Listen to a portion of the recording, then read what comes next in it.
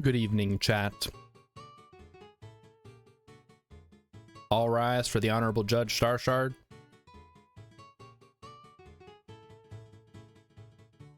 You may be seated. All right, chat. Hello, McMathy. If you're new to what I'm doing here, this is something I would normally do on Tuesdays, but since Tuesday streams are on hold due to Call of Cthulhu shenanigans, we're gonna put it on Wednesday. And we're gonna be looking at r/am I the asshole? And we're gonna be determining if people are assholes or not. And you want some financial advice, huh? What do I got for you today? Don't go into debt unless you plan to use, like, if you're taking out a loan to start a business, that's fine. But don't just like go to the store and buy a bunch of stuff on your credit card, because that's expensive ultimately.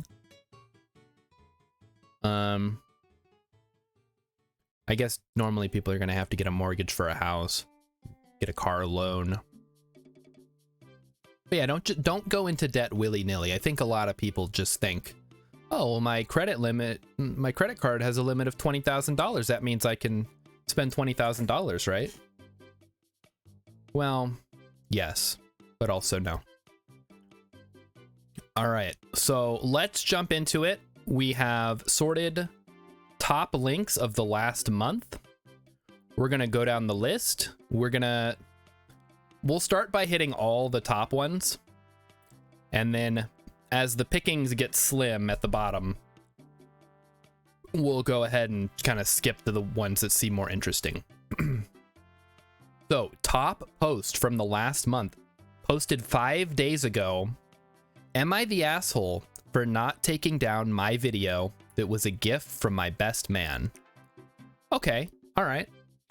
Let's take a look. So, the hive mind has determined not the asshole, but we're gonna see. Ooh. On here. All right. Zoom is good. I have a sister that's 6 years older than me. Okay. My parents for years cancel on me last minute because of my sister. I have a basketball game. Oops, sorry, sister doesn't feel like going out. I am graduating. Oops, sorry, sister had a bad day at work. They have missed both major and smaller events in my life because of her meltdowns. I met the love of my life. We decided to tie the knot. From the beginning, I told my parents how I am worried my sister will ruin another special moment in my life. My mom told me over and over again it would not happen. The day of my wedding, I received a voicemail from my mom saying they couldn't come because my sister's dog was sick and she was upset. Is she like 30 or 15? I was hurt. My best man, however, is a jokester. He took my phone and then went to my fiance and asked if he could post a video of our wedding as a gift on social media. She loved his idea. I had no idea about it until I came home. Yeah, don't come out after your wedding. That's a little bit late. Our honeymoon was at a lakeside cabin, no cell service. The post caption was, "My best friend, he is an amazing person even if his parents never showed up for him." Video with still pictures of us next to her parents. Me on the dance floor cutting the cake where you would normally see both parents in wedding pictures. The sound behind the video was my mom's voicemail explaining how they couldn't come because my sister's dog was sick. I came home a week later to hundreds of messages, family members from both sides insisting I take it down. I was told my sister hasn't stopped crying. Oh, boo-hoo. My mom is refusing to leave the house. I may be the A here. I didn't take it down when I got the messages. I didn't call my family back right away. I waited until my vacation time was over at work and enjoyed my time with my wife in our new home before I contacted anyone. That's it, contracted anyone. Because the spelling has just been so bad. My dad told me to take down the video. It was just a bad night for them. But it's your son's wedding. What do you mean it's a bad night? that they will make it up to me and my wife for not coming. My reply was exactly, how do you plan to make up my wedding? It's a once-in-a-lifetime thing. You chose to ignore my feelings on the whole matter. Then he just repeated he will make it up to me. I told him I would take the video down only when he made up missing my wedding. Flustered, we both hung up the phone before we both said things we shouldn't have. Am I the A here? I could have just taken down the video. All right, well, your parents are assholes. Your best man is hilarious. I'm not sure where this was posted, like if this is on Facebook and all your family can see it, or if this went on everything, like it's on TikTok or Reddit or any of the other big social media sites that are like more public. It doesn't really matter though, because your parents are huge assholes. It's like, oh, your sister's dog is sick. Okay, we'll leave her and she can watch the dog and we'll go to your wedding. I don't know why the parents have to stay home. Like, presumably his sister's an adult if she's 6 years older than him and he's getting married. So yeah, I'm gonna say not the asshole. I'm gonna agree with the hive mind here. I'm curious to see if there's any more information. Like, maybe his sister has like a mental illness. It makes it difficult for her, in which case, okay, I can see that a little more. Not the asshole. The truth hurts sometimes, and your parents and sister just got whammied. Your friend is awesome. Please leave the video up. And then a stupid edit. Thanks so much for the awards. Not the asshole. They were finally called out on their blatant favoritism. Not the asshole. I think I'm in love with the best man.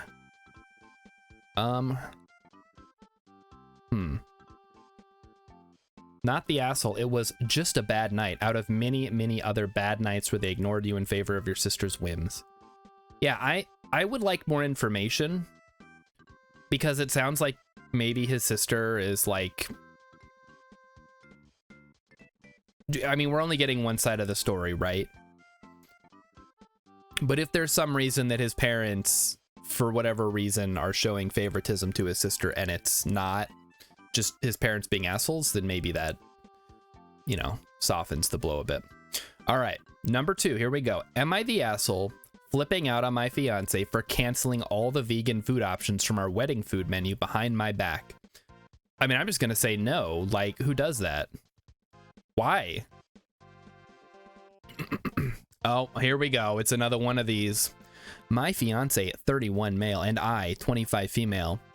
That's too big. That's too much age difference. Wait, hang on. Half your age plus 7. What, 15 and a half plus 7? I guess technically it's within that, but I don't know. I don't like that. There wasn't much that we disagreed on during the wedding planning except for food. Me and my family are vegans, and there are so many reasons why we chose this lifestyle, and one of them being we have a history of health issues. Okay, so it's not like a moral thing. That's fine, whatever. My fiance and his family are the complete opposite. They only eat meat. Like, they don't even cook it. They kill the cow and then they just take chunks out of it like a lion. However, when deciding on the wedding food menu, I wanted to add 4 to 5 vegan options. That's maybe too many. My fiance and his mom objected, saying it was a waste of money over food that isn't real food. They also argued that this would be offensive for their guest and suggested my vegan option just be the good old salads and appetizers. His mom wanted cupcakes, lol.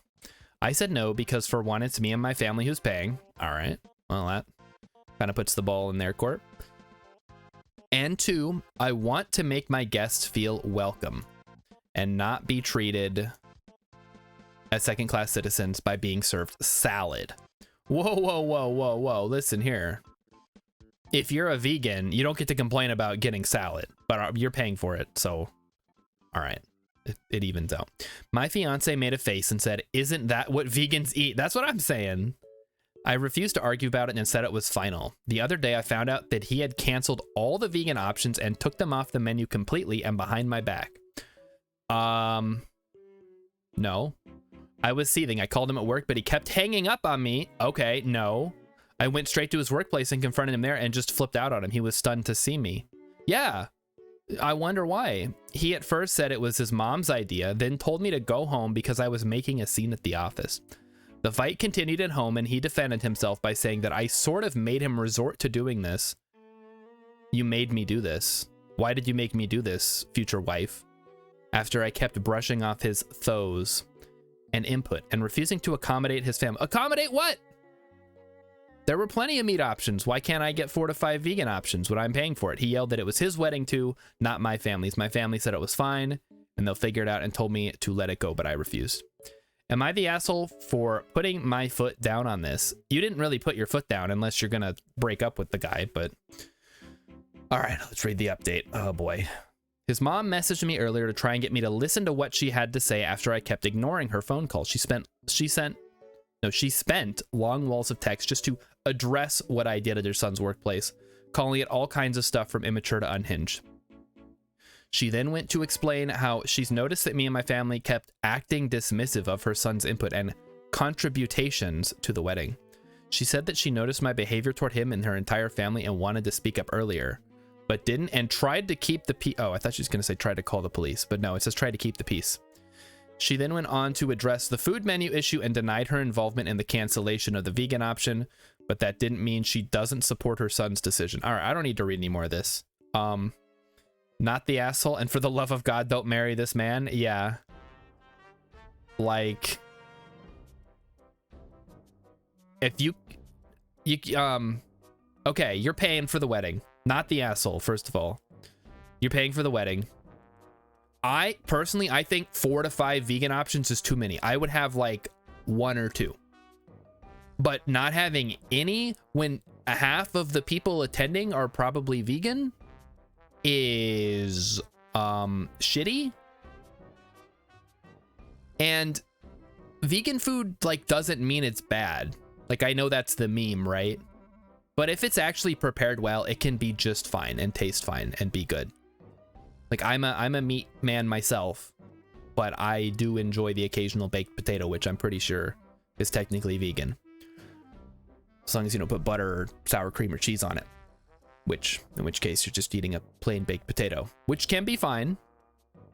But we're getting off topic. No, do not marry this man. He has no clue what vegans actually eat and no interest in... How are you going to marry this guy? What are you going to eat? Do you get to continue being vegan when your husband is like, no, we're eating meat. Cook me some meat, woman.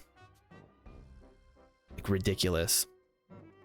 Believes having food for your family is offensive to his family, while having no food for your family is perfectly fine.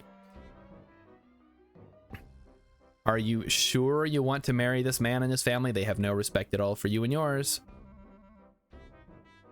Yeah, this is like the biggest red flag in the world, and fortunately you haven't married him yet. So yeah, that one's pretty clear. That explains, like, obviously the ones that have been around for like almost a month and are really highly upvoted, typically the consensus is gonna be strong. All right, am I the asshole for returning home after I found out that my husband booked first class for him and his friend while I got economy? Oh no, what? Okay. All right, this sounds like a sitcom episode. My husband and I, both in their 30s, haven't been on a trip out of country for years. While he goes every year with his best friend, his reasons for going with him is because they both go to attend sporting events. All right, he's a sports chat, okay. This year my husband told me I could go with him and his friend, since they were visiting a new destination. He paid for my ticket and everything else. Since I'm a stay-at-home mom, okay, Sam, and have no job, the kids were left with my mom. However, when I found out he had booked first class for himself and his friend while I got economy, I just couldn't hold my tongue. I confronted him about it, and he at first refused to discuss. Then when the argument got heated, he yelled, "I paid for your ticket. Isn't that enough?" No, that's not enough. Then kept on about how I should stop acting like I was royalty, and that if I come to think about it, even economy is fine for me, since I technically don't work anyway. Oh my god, this dude's the biggest asshole yet tonight, maybe. I cried because of what he said, but decided to just not go altogether. Fair. I mean, economy sucks. I would write economy, but if if I was going with somebody and they were like, yeah, we're gonna fly first class and you can like sit in the back. No, we all sit in the back together or we all sit in the front together. You guys don't get to, unless it's like kids get to ride in the back and the parents get to have first class, and you know, that's different. All right, he changed his tone and started begging me to just go with what he planned, but I declined. I went to pick the kids from my mom's house and he came back 3 hours later, huffing and buffing. Oh, that's a new one. About what happened. His friend sent me a text, calling me entitled, and said this was the reason why he didn't want my husband to take me with them, and I just proved his point. I did not respond, but I blocked him since he's gotten increasingly rude over the past few months. Hi, Emmykins. You've joined us at a wonderful time.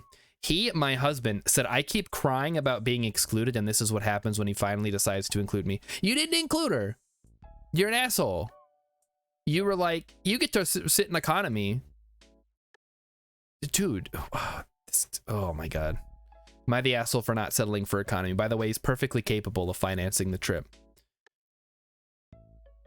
Okay, before... I agree with the top post, but I guess I need to give my opinion before we just start looking at the comments, right? Okay, this guy's an asshole. I don't know, she doesn't say like what his job is or how much he makes. Apparently he's able to go on these trips every year, and presumably he flies first class, which is pretty expensive. I don't know why he even bothered to invite his wife, and I don't know why she would want to go. It sounds like this is a bro thing. I don't want to say everybody sucks here, because obviously the husband and his friend are in the wrong. But it sounds like him and his friend are like having this fun trip every year, and she's like, oh, I want to go. And then he's just like, oh, she wants to go, huh? Okay, fine. We'll put her in the back. And so that's where it turns into it. He could just be like, listen, honey, you know, this is me and my friends thing. We do it every year. How about we go on another trip, just us together? We'll get away from the kids for a couple of days or whatever. But instead he's just like, yeah, we're gonna go to Thailand or whatever. I don't know. She doesn't specify. Just says a new destination. We don't have a whole lot of details. Yeah, dude's an asshole. You are not the asshole. And Ray's Underwater has the right of it here. If you're a stay-at-home mom, then all the money he earns is shared funds. There is no him paying. In fact, you paid for his first class tickets as much as he paid for your economy ticket. The level of disrespect is astounding. Divorce him and get half plus alimony. Followed up by Imaginary Poetry 8549 saying, I hate to jump on the Redditor divorce wagon, which is a real thing. But in this case, it's so obvious how much he doesn't care or even respect. Yeah, that's, I'm not sure why he even married OP. It seems like he's already in a long-term relationship with his friend. Okay, all right. All right, these have been some good warm-ups. What is it? Am I the asshole for having my kids wear tie-dye when with their dad? Okay, we're gonna need more details on this one. I 30F, my ex-husband 31. Okay, so that's a reasonable age gap. Got divorced 5 years ago. During our divorce, we owned an old single-wide mobile home from 1973. Ooh, that sucks. On a large piece of land that is zoned for a trailer park. He wanted the new truck and our savings. I wanted the old trailer and the land. Okay, that seems reasonable. I mean, if you guys agree to it. My ex and I have 2 girls, 8 and 7. Since my divorce, I slowly started buying old single wides and restoring them, turning it into a business. I love it. That sounds cool. Okay, my girls go to their dad's and AP apartment. I don't know what that means. Every other weekend. I started noticing their clothes, electronics, toys were not coming home. Ooh. At first, I thought their dad was just keeping a few outfits there for them. However, my 8-year-old got upset when she was packing. I asked her what was wrong. She told me her dad takes her clothes and sells them online, that she doesn't want to take her favorite shirt over there. Oh boy. Okay, here we go. This is getting juicy, chap. I immediately called my ex. I asked him to return our daughter's clothes, not wanting to throw my daughter under the bus. I blamed it on them not having enough for school. He played dumb. He said he got rid of the clothes that were too small. I pointed out that the jeans our 7-year-old had were brand new. He then said that it was only fair he got some cash because he owned the trailer and land. If it wasn't for him, I wouldn't be doing this good. Oh boy, here we go.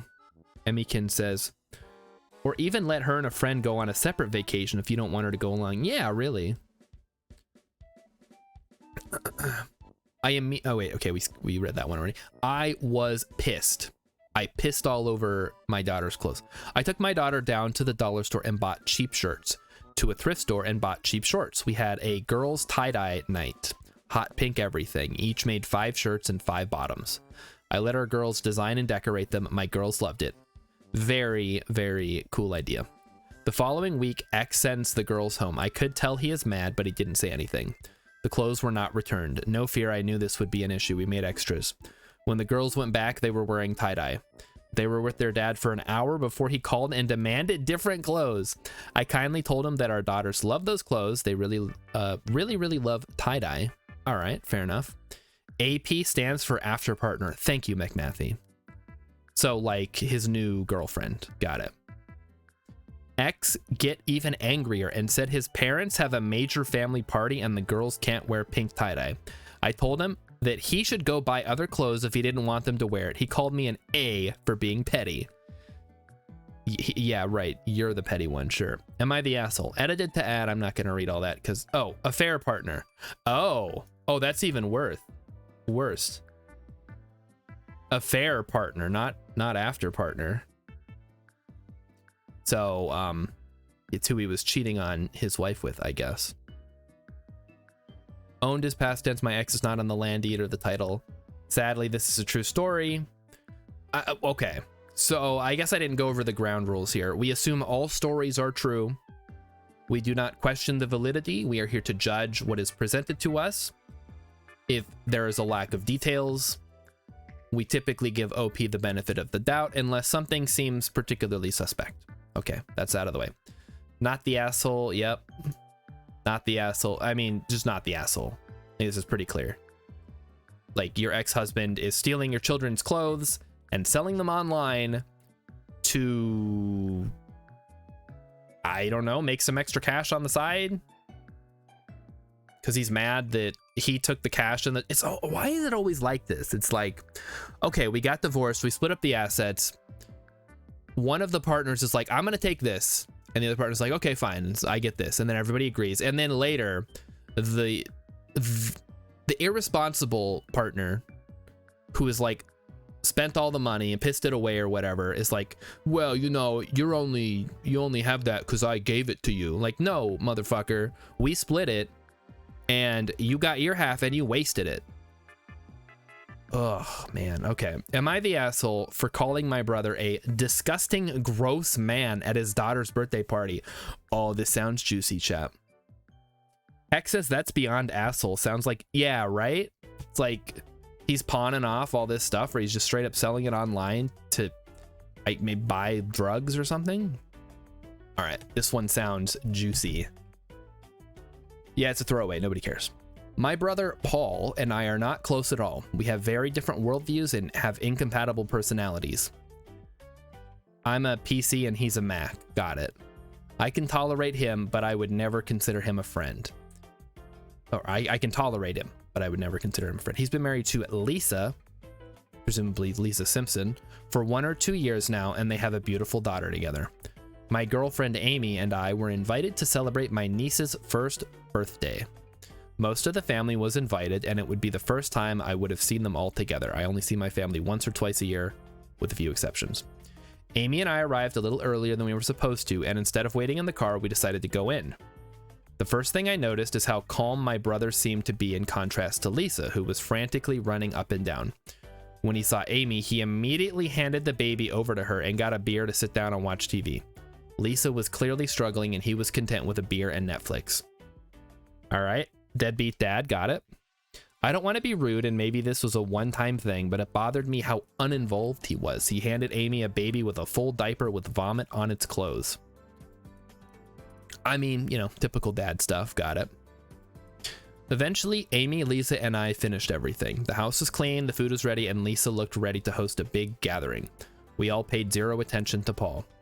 When my family arrived, I thought everything was going well. I avoided Paul and enjoyed speaking to my family.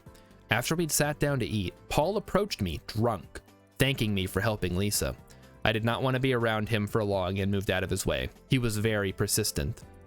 I was ignoring him, but he started talking about Amy. Protect Amy like a real man, or you've got a great woman by your side. You know what? Whatever. It was slightly odd and mildly uncomfortable, but I was able to brush it away. Amy was trying to sober him up a little before the cake cutting, so she was selectively hearing. Okay, which one's Amy again? Well, okay, Paul is married to Lisa. OP is married to Amy. We tried to get him to stop talking and drink water. However, he had a lot to say about Lisa. He was complaining about how pregnancy ruined Lisa's body and how a baby ruined his life. No argument from me there, but you know, that was a decision between you and Lisa. Amy and I kept looking at each other awkwardly, and we were soon going to leave him be. We didn't leave the conversation soon enough. He was complaining to B, presumably to me, about his sex life or lack thereof, and commenting on how desperately he wanted to have sex with someone fit like Amy. Oh God. This made the both of us extremely uncomfortable. Amy left, quickly apologizing to Lisa. I told him that he was a disgusting, gross man who needs some fucking help before I left. Apparently this made him super upset, and he started wailing at the party. Paul told everyone that the reason he was crying was because of my words to him. He got over it quickly, but a few people told me I was wrong to shame a father on his child's birthday. I could have probably left without making a statement. Am I the asshole? No. But, I mean, maybe you could have just, like, left. Like, let this dude be an asshole in peace. You know, not the other people don't have the context for this. They didn't hear his comments. All they know is you insulted this guy at his kid's birthday. You look like an asshole. Obviously, after explaining the whole situation, which took a considerable amount of time, it's clear that you're not. What is it with dudes like this? It's like a running trend. We either get on Am I the Asshole, we either get like bridezillas or like awful deadbeat dads or husbands. See if there's any more details. Your brother could not be bothered to help his wife prepare for his child's party.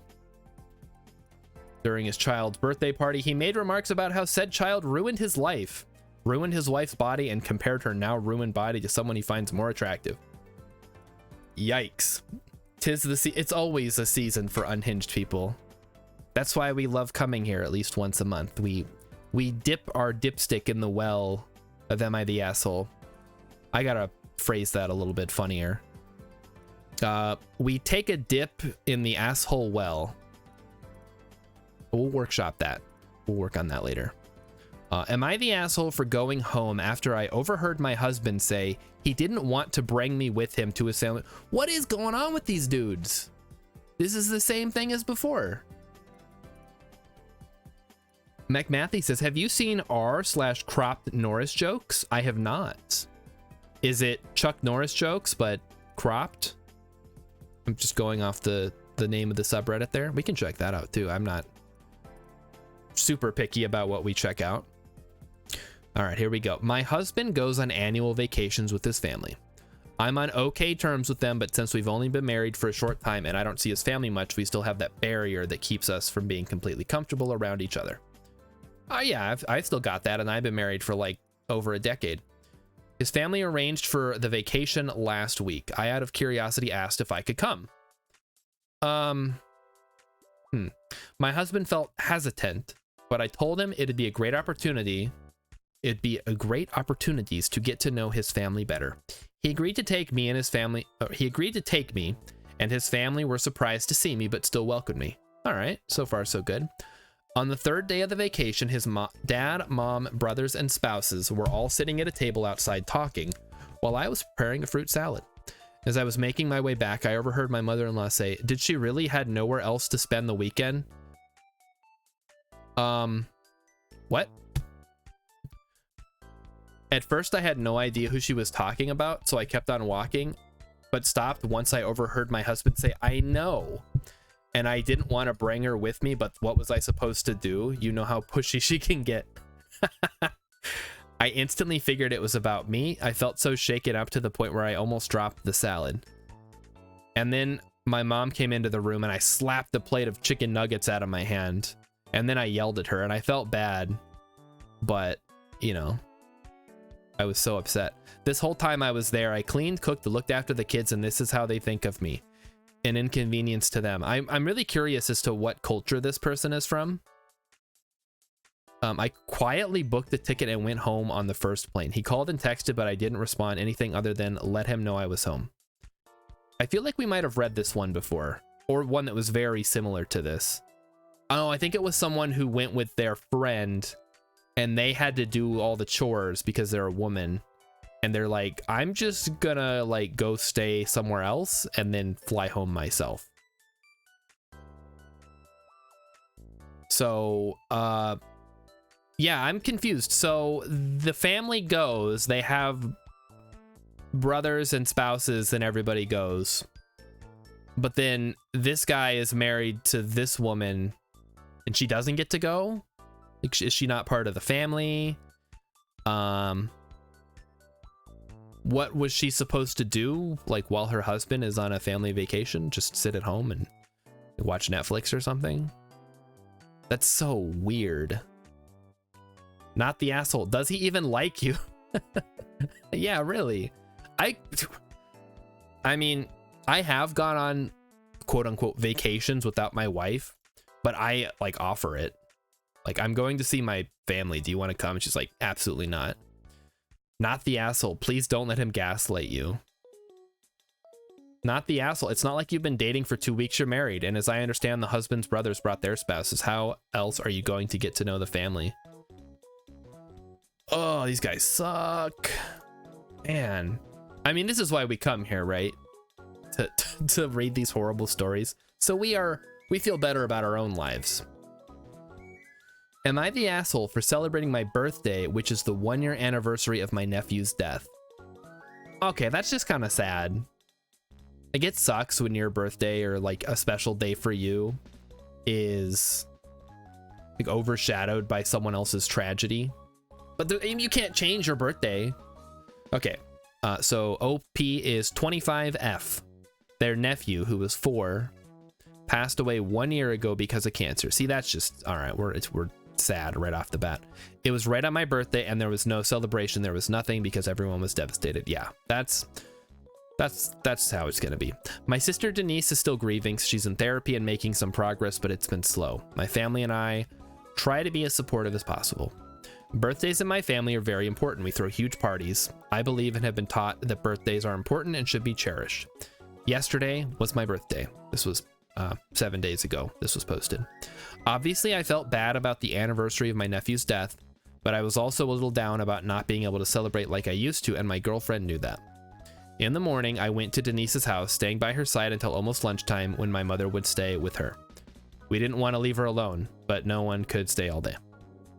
I went to work, and at night, my girlfriend made a surprise at home with a candlelight dinner and a small cake. Oh, very nice.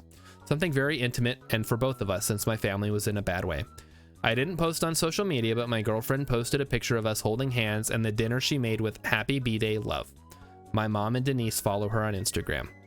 Oh, here we go. I woke up the next day to hundreds of texts from my mom and Denise asking if I was celebrating, even though it was such a sad day and how heartless I was to celebrate, knowing my sister was in such a bad way. Even though I said it was a surprise, they called me cold, heartless, and insensitive to the pain of others. You are selfish. Saying I should have refused to celebrate. I was just glad I celebrated because it's something important to me, and I didn't even realize when my girlfriend posted this photo on Insta. By the way, in case you're wondering, none of them remembered it was my birthday. Am I the asshole? Okay, no. I don't know what the like rule of thumb is for how long it's appropriate to grieve the death of your child. It's probably quite a while. But like, it's your birthday and it's been a year. So like you had a nice little birthday for yourself. You didn't have a big party. No, not the, obviously not the asshole. I mean, come on. Like, what do you want from me? Hex says, I feel like some of them don't need the entry post. I know, really? The entire post. You don't need it. It's like, am I the asshole for celebrating my birthday, which is the 1-year anniversary of my nephew's death? No. No, you're absolutely not. But, you know, a little bit of backstory is nice for context. And it's pretty clear that I don't want to say like, oh, Denise, get over the death of your 4-year-old child, because that would make me an asshole. But I don't think Denise then gets to turn around and be like, oh, how can you be celebrating when my son died a year ago? How come you get to be happy? I don't get to be happy. Like, you know, the world moves on. Other people have things going on in their lives. You can be sad. And it sounds like your sister and your mother are supporting you in your time of need, but like, get over it. Get over the fact that someone else is having a good time, I should say. Oh boy. Okay. All right. Let's see what do we got next. Am I the asshole for keeping the engagement ring and giving up asking to propose after propose in front of my parents and in-laws? Wait, hold on. I need to drink some water before this.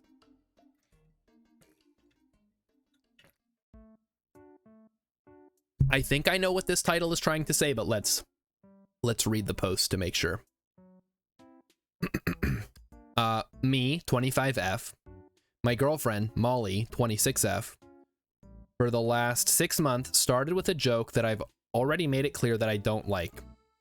It consists of her saying no quickly to anything I ask. What? Okay, so OP's girlfriend started a joke 6 months ago, which was to say no to anything that is asked. It's like, hey, do you want to go to McDonald's? No. Hey, do you want to do anything? No. Okay, I got it. Not very funny. You don't think water's what this post calls for? Well, water's what my throat calls for, at the very least. I know it sounds silly, but I ask her to get a glass of water. She says no, and after 1 minute, I'm always getting up. She says she's joking and gets some water. I ask her to wash the dishes. She says no. I say, I love you. She says no. I ask her to take her clothes. She says no. This is so childish. Everything is joking. After 30 seconds to 1 minute, she does it, but she is addicted to doing. She's addicted to doing what? Saying no? Mech Matthew says, do you want to not go to McDonald's? No, wait. That's good. Yeah, you throw it right back at her. Do you not want to get me a glass of water? I've already made it clear several times that I don't like it, even more so in I love you. She's the only person I can say that, so it's special to me. And there are things that are serious, and I need her to answer seriously. And if she says no to everything jokingly, I can't tell when she's saying a real no. It's already happened. Yeah, you shouldn't muddy the water with no. It's... yeah, don't do that. Not a good... like, it's a funny one-time joke. It kind of reminds me of the like, hey, that's a great looking shirt. Not like they tried to teach Borat. Anyway, I keep saying this is boring and I don't like it. No, she stops doing it and goes back to doing it after a week. After a brief discussion, because she played this prank in front of our friends, me asking, love, can you get me some medicine? And she with no, kidding. She stopped doing it for 1 month. Hex says habits are hard to break, especially ones that are quick reflexes. Yeah, but this seems like it's just a joke that's gone too far. I mean, if she was like, no, oh crap, sorry. I mean, yeah, I'll do it. Then, and she's showing an effort to not do it anymore. But it sounds like this is what happened. Yesterday, we welcomed my parents, in-laws, and our 2 best friends to our house. No. Everyone knew that I was going to propose to her, and I called them because we always plan this proposal with our loved ones attending. Oh no. Participating in this special day. I asked her to marry me, and she said a quick no. And I was so grumpy, panic, upset, everyone looking in shock for 30 seconds. for her to laugh and say she was joking, finally saying yes. Oh, that's the worst. See, there is no habit here. Why do people want public proposals? This sounds like it's not necessarily public, more of like a small get together type thing. I mean, that is kind of weird to me also, but it sounds like it was all planned out with everybody. I was so embarrassed and disappointed, I put the ring box back in and said I'd take it out to cool off. I didn't even let her say anything. She kept texting me, no answering calls, saying it was just a joke and that I knew she always did that. Yeah, and she told you to stop doing it. She said that I left a difficult situation in the house because it was very clear that I had given up on the propose and did it in front of my parents and in-laws. She stressed that I was making the situation uncomfortable. Oh, she's making the situation uncomfortable. Really? Because of a silly joke, not funny. Well, I slept in a hotel and I'm still in it. Wow. My parents supported me, but my in-laws are calling me asshole for giving up on proposing, disproportionately humiliating their daughter. Man. I just really think there's time for jokes, and that moment wasn't clearly. Like, I am guilty of making jokes at bad times. But even I would not like joke about a proposal, because I wouldn't do a proposal like that, first of all. And McMathy saying that's fucked up. That's 100% fucked up. And I hope you're talking about the person saying no as a joke about getting married. Oh boy. Okay. So we're not the asshole. Why would you sign up for this permanently? Yeah, it sounds like it's an ongoing thing, and it's just gonna keep happening. And this person had a boyfriend. We're not gonna read the whole post. Your girlfriend just learned a much needed lesson on why you don't joke and say no when you mean yes. Yeah, that's the don't water down no, because that causes confusion. Okay. Am I the asshole for crying to my husband? Probably not, but we better get some context. Okay. My 18-year-old son, Eric, is this that 70s show? Just graduated high school. I'm very proud of him because he has ADHD and school has always been a struggle for him. But he's going to college and his future is promising. We've saddled him with enormous student debt. I was out with my two girlfriends and both have children the same age as Eric. I excused myself to the washroom, and right before I was about to go back into the room, I overheard one of them say that I must be so disappointed in Eric. Disappointed because he's not studying law or medicine, etc. like their kids. This got my attention and I kept listening. Oh boy, here we go. They continued to talk about how he barely graduated, and then they made a few odd jokes about how Eric's probably going to follow in my footsteps and marry a rich older lady. Nothing wrong with that. They talked about my son's reputation and laughed about how he clearly cares more about his face than his future, just like his mother. Oh man. I don't think I've ever overheard someone talking shit about me. It probably sucks. This hurt me a lot. I was heartbroken.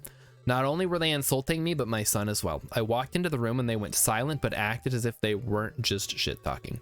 I didn't mention it and simply decided to never hang out with them ever again. Yeah, really. But when I got home, my husband asked me if anything was wrong, and I just began to cry and told him everything. I've been friends with them for a year, and gosh, I don't even know. Just a year, huh? He was really angry. He had invited them and their families to go on a quick two-day trip, and he called their husbands and canceled. When they asked why, he told them that there was no way in hell he was paying to take two bitter, mean girls that insult his wife and son on vacation. Well, I got a call from the two and they were really upset. They said that I need to tell him to rethink his decision and that they were just joking around because their kids were really looking forward to the trip. I told them that I didn't want to, but they said that I should have talked to them instead of crying to my husband like a weak-ass bitch. I told them to fuck off and they replied with, "This is exactly why we hate you." Wait, sorry, are you gonna go cry to your husband again? Oh my god. How old are these women? They have 18-year-old kids, I assume. They're in their 30s at least, but they're actually just 14. That stung a little, and now I'm wondering, am I the asshole for not being straight up and crying to my husband instead? No. Hex says you need to hang out with bad people if you want to catch people talking bad behind your back. Yeah, I don't hang out with anybody, so maybe that's the solution here. Also, I wouldn't be stupid enough to talk about somebody behind their back when they're like around. That would be really weird. Like, this person is at my house and we're gonna talk about them when they could presumably overhear me. No, you wait till they're gone and you talk about them and then you never talk about it again. It's fine. A lot of people are saying that there's no way I seriously think I'm an asshole, but my sister telling me that I acted weakly made me doubtful. What do you mean acted weakly? Like, somebody was talking shit about you and your son and you felt like bad about it. That's just being a normal person. Rilip says, if you want, I can talk shit about you, but I don't think it'll work the same. Yeah, no, it doesn't work online. Like, that's what you sign up for when you stream or put yourself out there. Not the asshole, I'm just joking is the universal mantra of every asshole bully. Plus, you can't say we're just joking and then when the person replies fuck off and you're like, this is why we hate you. No, you're obviously not joking. If you were like, no, seriously, like, you know, talking shit about your friend's son isn't really a funny joke. Like, if you're gonna joke, it should be funny for like more than just yourself. Okay, all right, here we go. Not enough info. Ooh, am I the asshole for making my boyfriend eat fast food for a week? What is they doing a documentary? Supersize Me Too? My boyfriend grew up in a house that valued outdated gender norms. The women were always responsible for cooking and cleaning. He didn't learn how to do any of those for most of his life. That is, until he moved in with me after college. Hey. He's been good about a few things. He doesn't mind helping with dishes or handling the laundry, but the one thing I can't seem to get him to do is learn how to cook. I know how to cook. I'm just not allowed to anymore because of the time that I almost burned down the house and then got food poisoning from the same dish. The only thing he can do is microwave frozen meals. That's fine.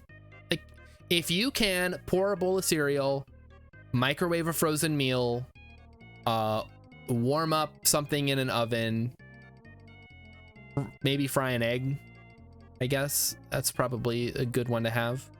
You can probably make 90% of the things you need to survive. Hex is enjoying the Mario Paint music. Yeah, this is some nice Nintendo music as our background this evening. Not the asshole, done. Here's the part where I may be an asshole. I went on a trip 2 weeks ago for work. I'm in charge of buying groceries. And I realized how expensive his frozen meals actually are. They are pretty expensive. $3 to $4 for each. I said screw it and bought the easiest ingredients I could find for a lot cheaper for him to cook on his own.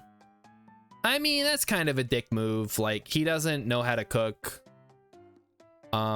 He doesn't like leftovers. All right, not the asshole. Get this dude out of here. What do you mean don't like leftovers? Before I left, I sat him down once again and gave him a very long lesson on using the oven, toaster, and stove, as well as how to boil/scramble eggs, toast a piece of toast, boil rice noodles, and heat up pasta sauce. What do you mean you gave him a long lesson? You should just be able to do that. I also taught him how to pan fry things like onions and other veggies, and how to tell when things were ready.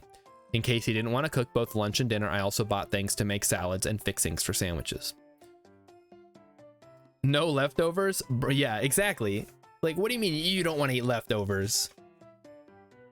Just wasting food? Yeah, toaster. You need a lesson on the toaster? Apparently this guy does. Even I know how to use a toaster and I'm an idiot. You put the bread in there and you push it down and then you walk away and you never think about it again until it starts smoking. I came back a week later and he is angry. He claims I practically left him to starve and how I know he has trouble cooking. I retaliate, saying I showed him what to do and I get a whole range of excuses. Setting the oven stove temp is too No, dude. No, it's not. He cut his finger chopping onions and couldn't chop any until his cut healed. Oh, what a baby. He only likes the salad kit so everything is balanced. Oh my god, what a loser. Apparently he only ate sandwiches, canned goods, and fast food for a week. And he's complaining about that? That sounds fine. I would eat that. He thinks I'm a major asshole for not telling him I'm not buying his frozen meals and leaving him alone to fend for himself. What would you do if you weren't dating her? Come on, dude. On one hand, I do think it was shitty of me not to tell him. Okay. Yeah, you probably should have mentioned like, hey, those meals that we get for you are really expensive. Maybe I can get you like a frozen pizza because those are like $1. And some other like instant ramen is super easy to make. And as someone who grew up in a home pretty much with only boiled hot dogs and veggies and only properly learned how to cook after moving out, I do feel for him. But at the same time, after a few months of not getting the simplest concepts, I'm left feeling partially justified in my actions. Info, why you with some guy who can't manage to use a toaster? That's a great question. Please dump this man and watch for his obituary. He's gonna starve to death. He doesn't know how to eat. Oh my gosh. How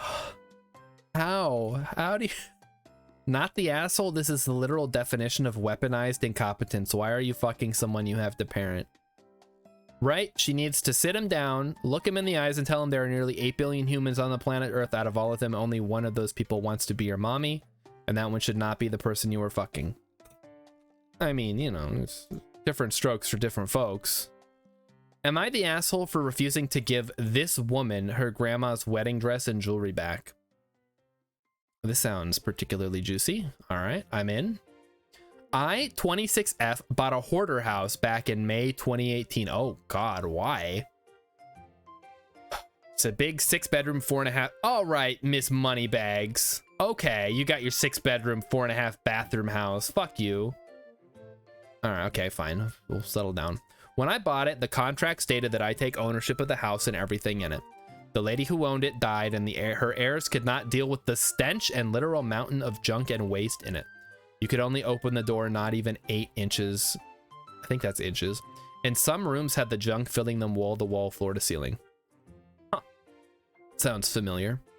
Well, it took me these last 4 years to finish cleaning, fixing, and updating it. While doing the cleaning, I made sure to check everything before throwing it out.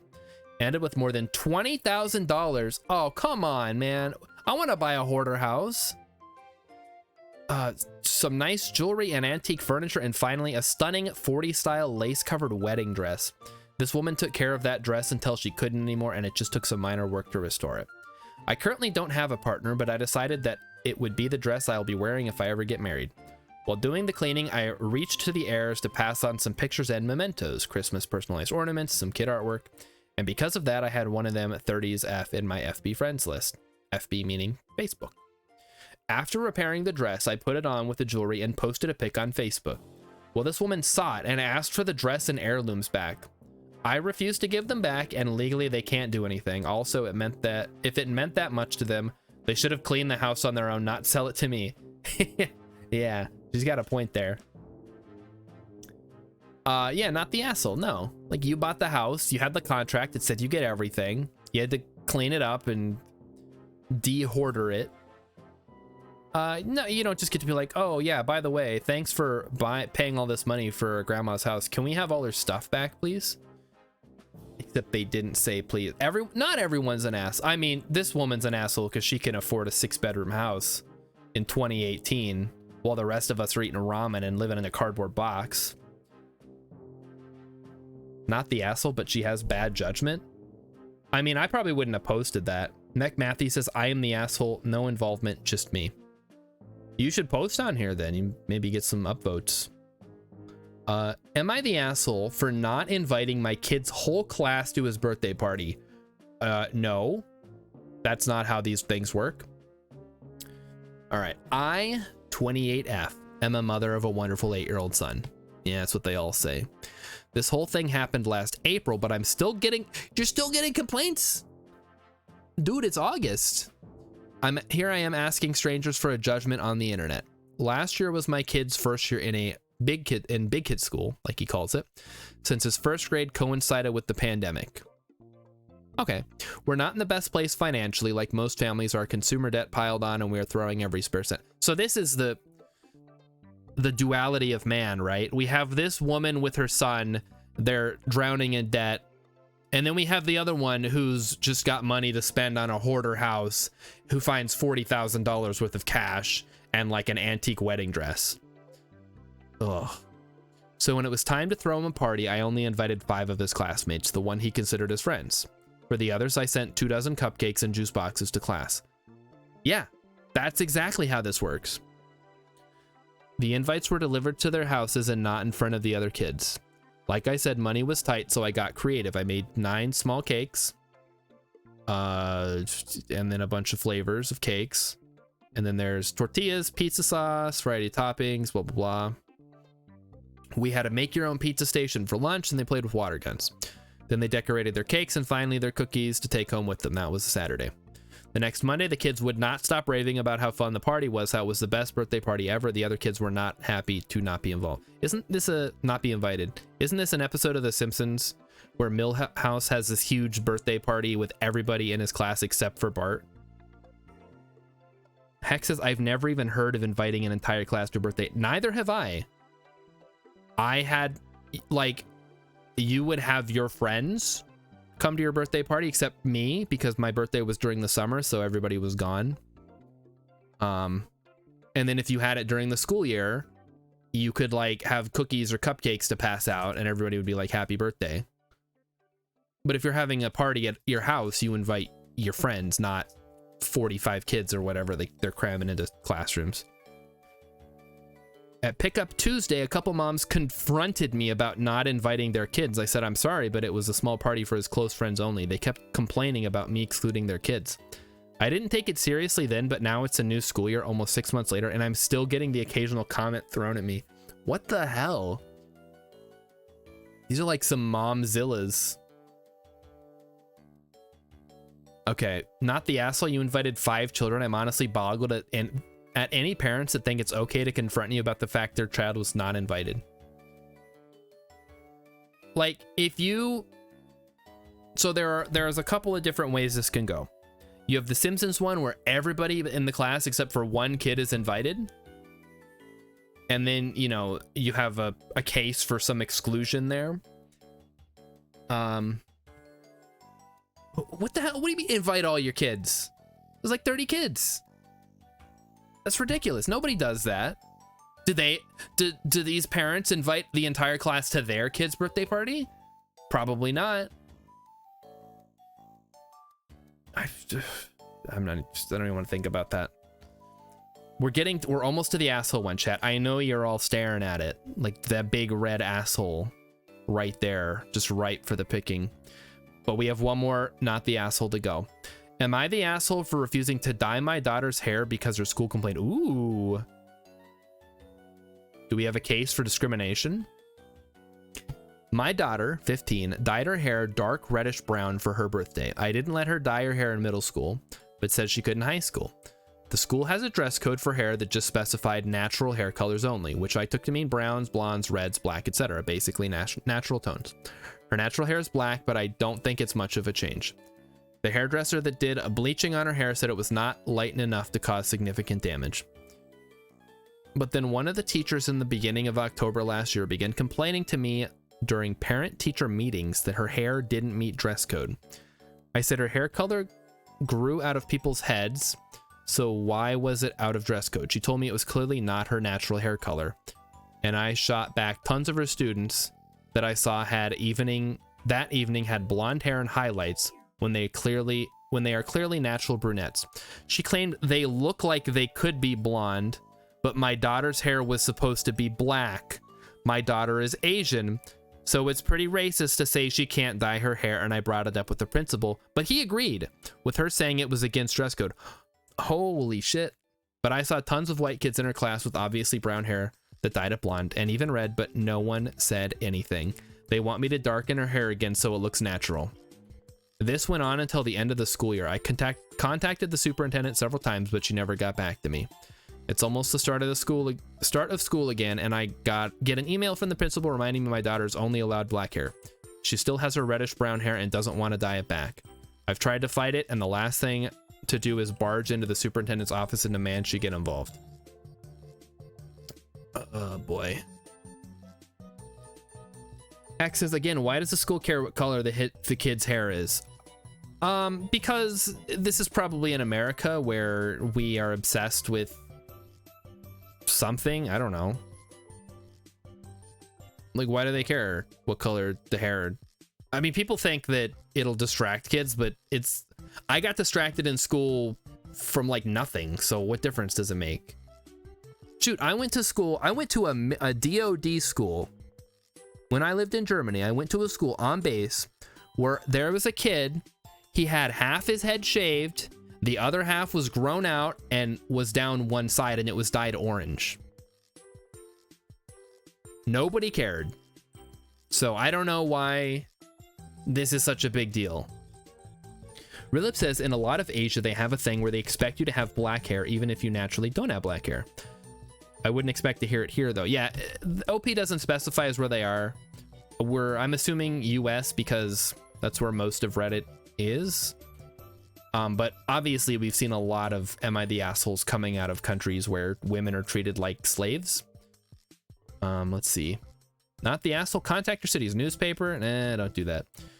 Not the asshole. The dress code says natural hair colors, not their own natural hair color. If other kids are allowed to color, perm, or otherwise process their hair, your daughter should be too. Yeah, I don't know anything about hair because I don't have any. But I'm pretty sure the school is being the asshole, and you should. I mean, ultimately, like, you might have no recourse. I don't know what options the school has, if there's like suspension or whatever, and you have to fight that up the chain. But if the principal is like fighting back, yeah, the only way to go is the superintendent, and then whatever's above that, which is probably nothing. All right, here we go. Am I the asshole for changing the door locks back after my wife changed them? Ooh boy, and it's Hivemind has decreed this to be an asshole post. Let's dive in. I, 30, have a beautiful wife who loves to serve others. What the fuck? We're done. You're the asshole. We bought a home down the street from my family. I have a sweet sister who is 17 who likes to crash at our house with her friends. My wife normally is pretty easygoing until recently. Did you order this wife from a foreign country, perhaps? My sister's friends have been leaving messes, mostly towels on the floor after using our pool.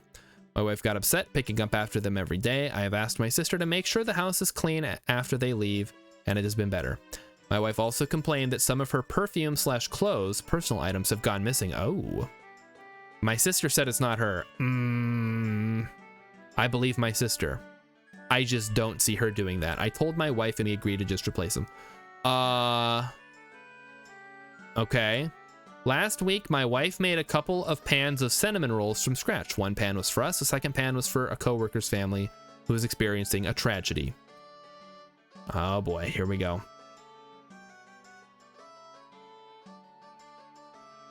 Let's see. My wife went to the gym. I went to work. My sister and her friends came by. The one pan wasn't enough for her and her friends. They wanted the second pan of cinnamon rolls. And my sister texted my wife asking if they could eat them. My wife said no. They ate them anyways. My wife, upset, went and bought new locks. When I came home, my wife handed me a new key and told me that she didn't want anyone else to have a key to our house. I tried to calm her down and tell her that I would just go replace the eaten cinnamon rolls with store-bought ones. Dude, what the fuck is wrong with you? My wife decided this was her hill to die on and said no. My sister lost the privilege to come when we are not home. Replacing stolen items wasn't good enough anymore. How old is your wife, dude? You're 30. How old is she? Is she like 19? My mom called and asked if my sister could use the pool as a back to school party. Question mark. I was under the impression my mom would be there. I said yes. My mom was at work and our schedules clashed.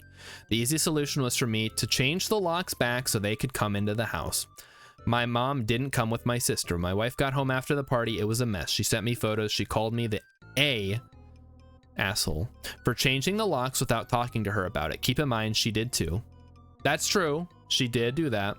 Then told me I broke her trust. She wasn't safe in her home because she keeps getting robbed and I refused to put an end to it. I did talk to my sister. This has got to be bait, right, chat? Then my wife let me know she was staying with a friend for a while. Am I the asshole here?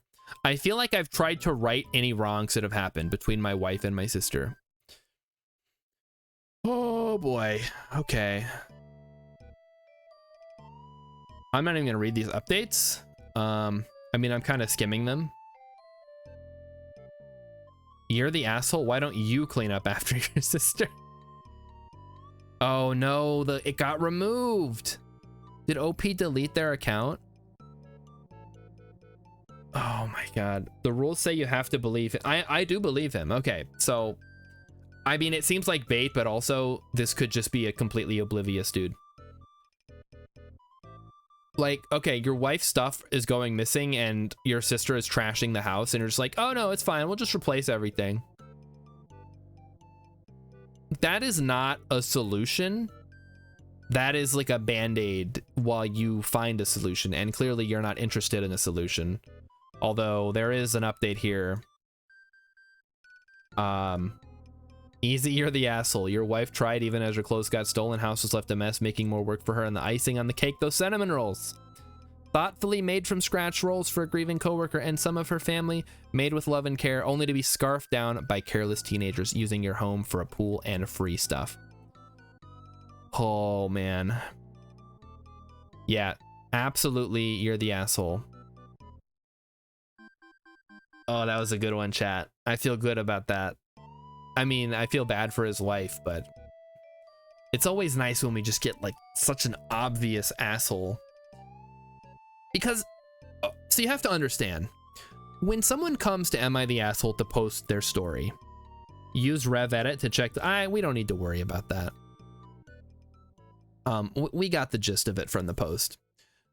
So when someone comes to Am I the Asshole to post, they tend to feel like they have a good case against being the asshole.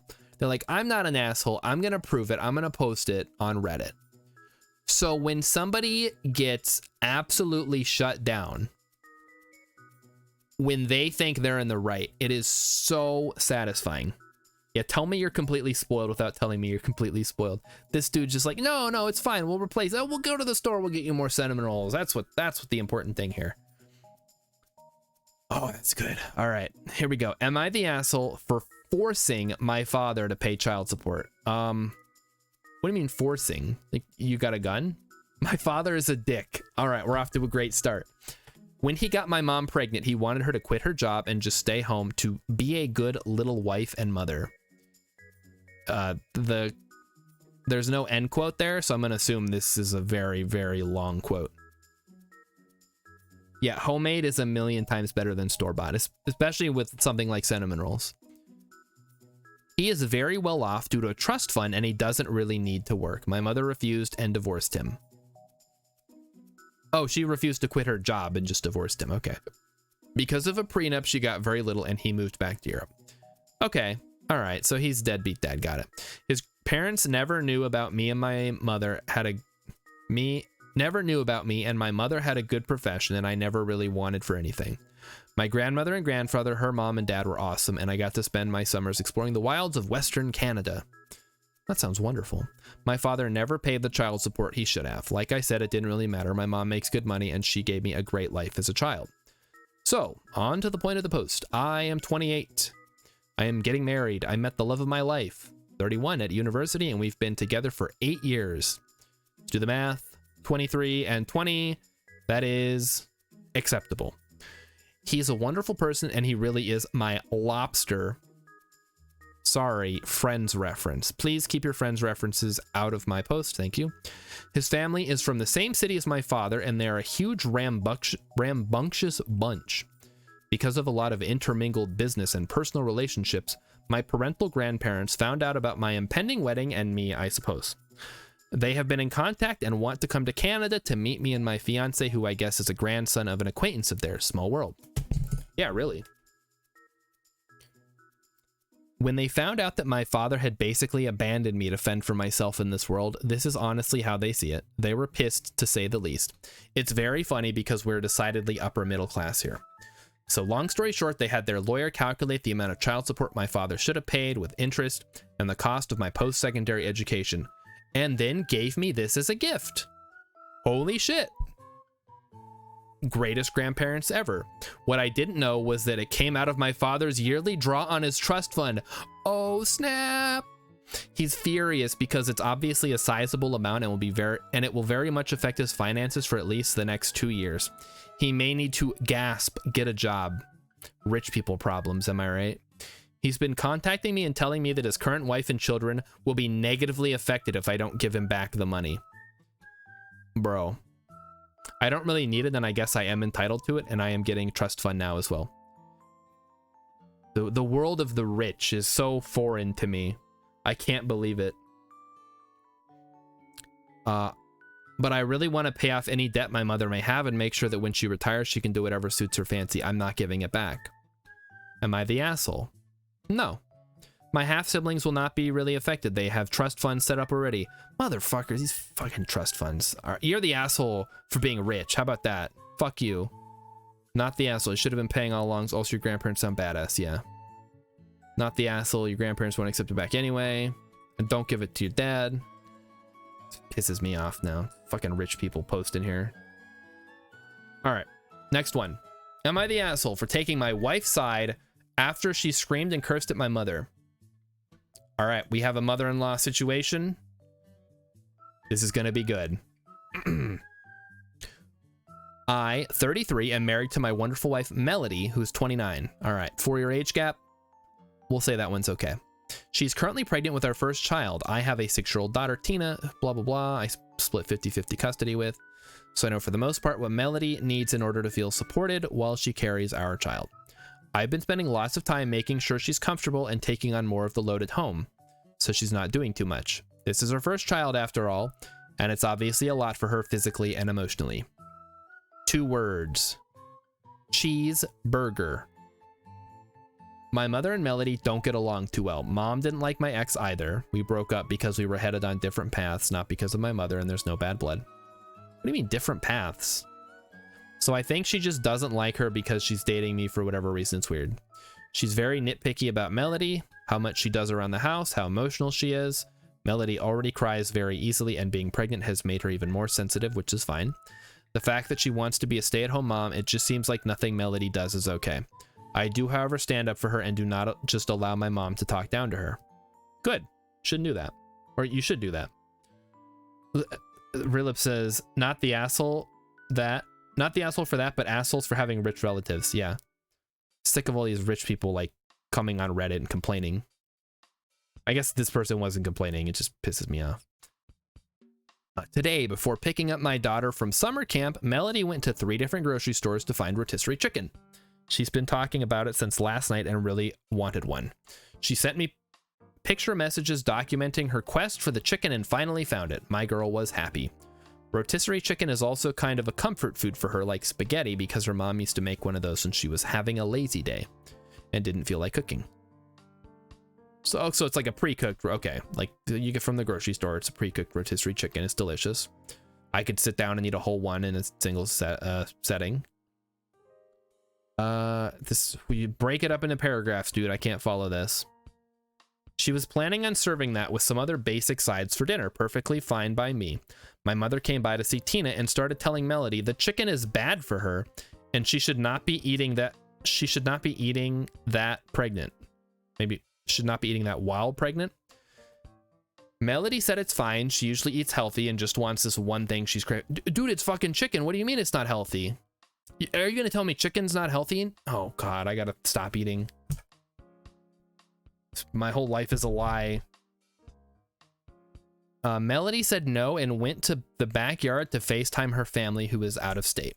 When she came back, my mom had thrown out the food. All right, we don't have to read anymore. Your mom's the asshole. You need to divorce your mom, hit up the lawyer, go to the gym. It's chicken, one of the safest foods. Yeah, exactly. Like, it's cooked chicken. What do you mean? What is she supposed to eat? Is it celery? Not healthy. Okay, mom threw out the food and ordered takeout, a salad for Melody and pizza for everyone else. Melody asked where the chicken was, and my mother told her she needs to start being a responsible mother and eat correctly for the baby. So here, eat this salad that could have E. coli on it. Melody screamed, "What the fuck is wrong with you? Why are you always such a bitch to me?" She then started crying and called me home. I came back and asked my mother to leave after hearing her story and said she is not to come back until she apologizes for how she treated Melody. My mom went on about how I'm choosing another woman over her. Yes, that is how it works. You grow up into an adult and you move out, or depending on the culture, you continue living with your parents, but you have your new family like all together. That's fine. But in this case, mom is just absolutely insane. I just think enough is enough, and Melody reached her limit. She apologized to me for blowing up when Tina was in the house, but I told her it's okay. Tings happen. Tings do happen. Tina's okay, and I went to find her another chicken before the store closed. My dad thinks I'm right for taking Melody's side, but my brother thinks I should always defend mom. So am I the asshole? Your brother's a little bitch, first of all. And second of all, your mom's an asshole and you should never talk to her again. Yeah, Rilip is right. That's how marriage works. Like, you're choosing another woman over me, your mother. Yeah, I'm not Norman Bates, okay? Excuse me. Jesus Christ. All right. And then there's edits. I don't care. Okay, mom claimed it was the seasoning and fat/grease that made the chicken bad for her. It's all BS, but that's what she claimed. Yeah. God damn. Makes me mad. But hey, you know what? That's why we read these. We read these to get upset and then think about how our own lives are better by comparison. All right, we got another asshole one, chat. Am I the asshole for eating my cupcake outside? Here we go. That face when mom has mommy issues. Yeah. I have a 10-year-old daughter who loves frosting. Every week I buy cupcakes for me, my wife, and her, and she always eats my frosting. Okay. Gross, first of all. These past few weeks, I decided to eat my cupcake before going inside. She asked me where my cupcake is, and I told her I don't like cupcakes anymore, so I only bought 2. It worked for a while, but last night when I was enjoying my cupcake before going inside, she caught me and ran to her mom to tell her how much of a terrible dad I am to steal her frostings for weeks. She is sulking, and my wife thinks I'm the asshole and I'm acting childish and should just let her have it. But it's easy for her to say when she has never given up her frosting. Am I the asshole? Oh, this is great. This is funny. You're the asshole, not for eating your cupcake outside, really, but because you have failed to teach your child that she can't always get what you... Oh, okay. We're going like hardcore with this. Yeah. So, I mean, just get a bucket of frosting and I don't know, let her get a scoop of it. I don't know. I don't like cupcakes, so this is alien to me. I've always had an issue with cupcakes. I don't have time to go on my rant about it, but one of these nights, I'm sure you'll hear it. Heck says you shouldn't lie to your kids, but not letting her eat your frosting doesn't make you an asshole. Yeah. Like, he's not an asshole for not sharing the frosting.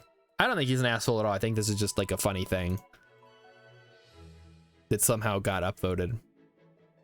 Am I the asshole for telling my mother-in-law my toddler will not be going with her on vacation she planned without asking? Okay, we got another mother-in-law one. Let's hear it. These are always pretty funny. I have an almost 3-year-old beautiful little girl. She's just a few weeks shy of her 3rd birthday. My baby was out in hospice 4 weeks ago after having gone into remission late May. Okay, so it's sad. She has cancer. We're not going to learn all about that. She wants the doctors say make her as comfortable as possible. They can't do anything with her. Okay, well, that's too bad. My husband and I have been making tons of memories with her for the past few weeks. My daughter isn't even 3 yet. She's never stayed overnight anywhere, and mother-in-law wants to take her for one entire week across the country alone.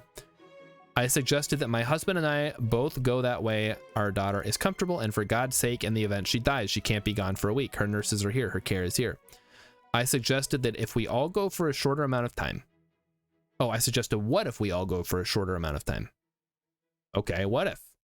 I came up with various suggestions to which all were turned down. I should add that if my daughter was not in hospice, I would still not be comfortable with our toddler being across the country for a week without her parents.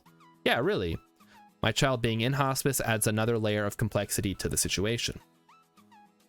I told my mother-in-law that her decisions that she made alone without consulting us was a solid no. She called me a few names and hung up on me. She then called my husband and called me a few names and suggested she would fight for rights before my daughter died. What rights?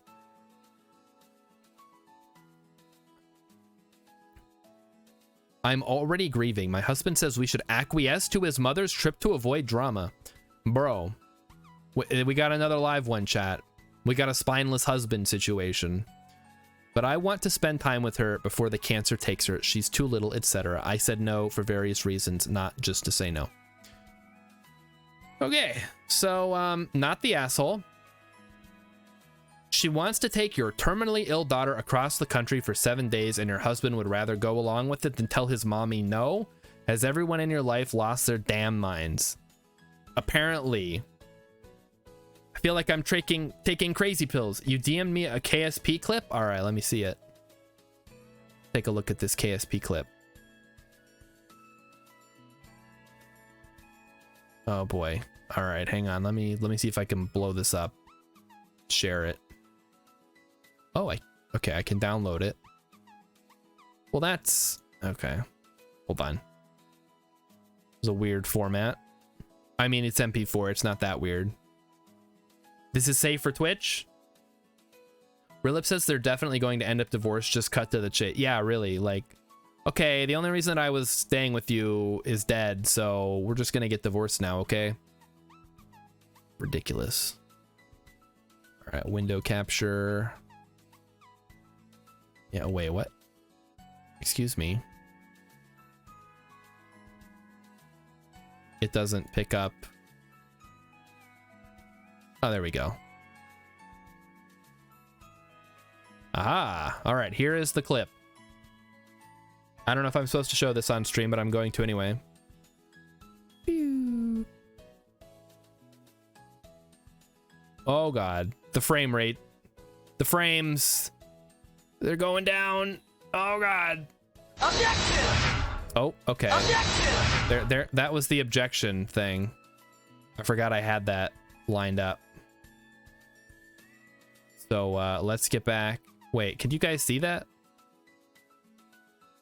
Yeah, I had objection ready.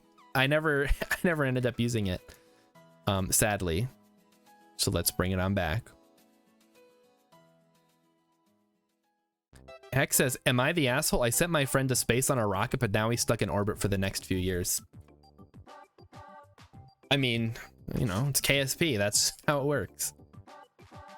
I don't do crew transfers or anything like that. I don't believe in that stuff. They're Kerbals. They can live forever as long as they're not dead. All right, now I've lost my window. Okay, so no, not the asshole. Everyone in your life has gone absolutely insane, and you need to really reconsider your marriage. Okay. Am I the asshole for asking my parents why my wedding gift was significantly smaller than my sister's? Are these the same parents from before who couldn't go to the wedding because of reasons? My husband and I, 28M, 28F. All right. Ages, right on. We're good. No weirdness here. Got married recently, and my sister, 31, and I were discussing the wedding after returning from the honeymoon. We're very fortunate to have grown up. Oh, we got rich people again. You're the asshole. They were generous with us, but raised my sister and I to be hardworking and not dependent on them as adults. My sister and I both do well financially, as does her husband, 36. That one's a little sus. Maybe not too much. My husband loves his job, but it is not one that he has a ton of earning potential. He and I met in college, so I've always known this was his plan, and we are very happy with our setup. During my discussion with my sister, he asked me if my husband and I were planning to use the wedding gift money from my parents to do a particular renovation for which we've been saving. I was very confused because the gift, while extremely generous and appreciated, wasn't nearly enough to cover that. She told me how much she had been gifted, and it was more than twice what we had been given. After that, I couldn't stop thinking about why I had gotten less, so my sister encouraged me to ask. And during a call with my mom, I couldn't stop myself from asking. Her response was that it wasn't my business, but since I did ask, my sister has chosen a partner that can accommodate the lifestyle she's used to, so they've gifted her accordingly. They also gifted me according to the lifestyle I've chosen. We are not entitled to gifts of any size in life, but I still can't help feeling hurt that my parents feel that my husband and I are less deserving than my sister and her husband based on income. Meanwhile, my parents are angry at both my sister and me for having this discussion and bringing it to them. Another rich people problem, I guess. Like, oh, wow, you got money from your parents. That's super nice. Lucky you.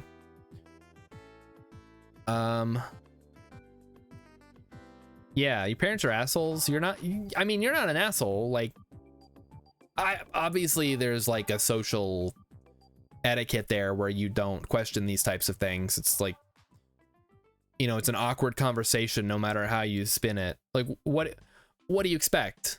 Like, oh, sorry, like, here, we'll send you the rest of the money. That's not gonna happen. Like, what is your goal? I guess you want to know, and now you know. Do you feel better? Probably not. Yeah. Rilip says, your sister is richer, so I gave her more. It's like, yeah, rich people deserve more money because obviously they're smarter with money. Duh.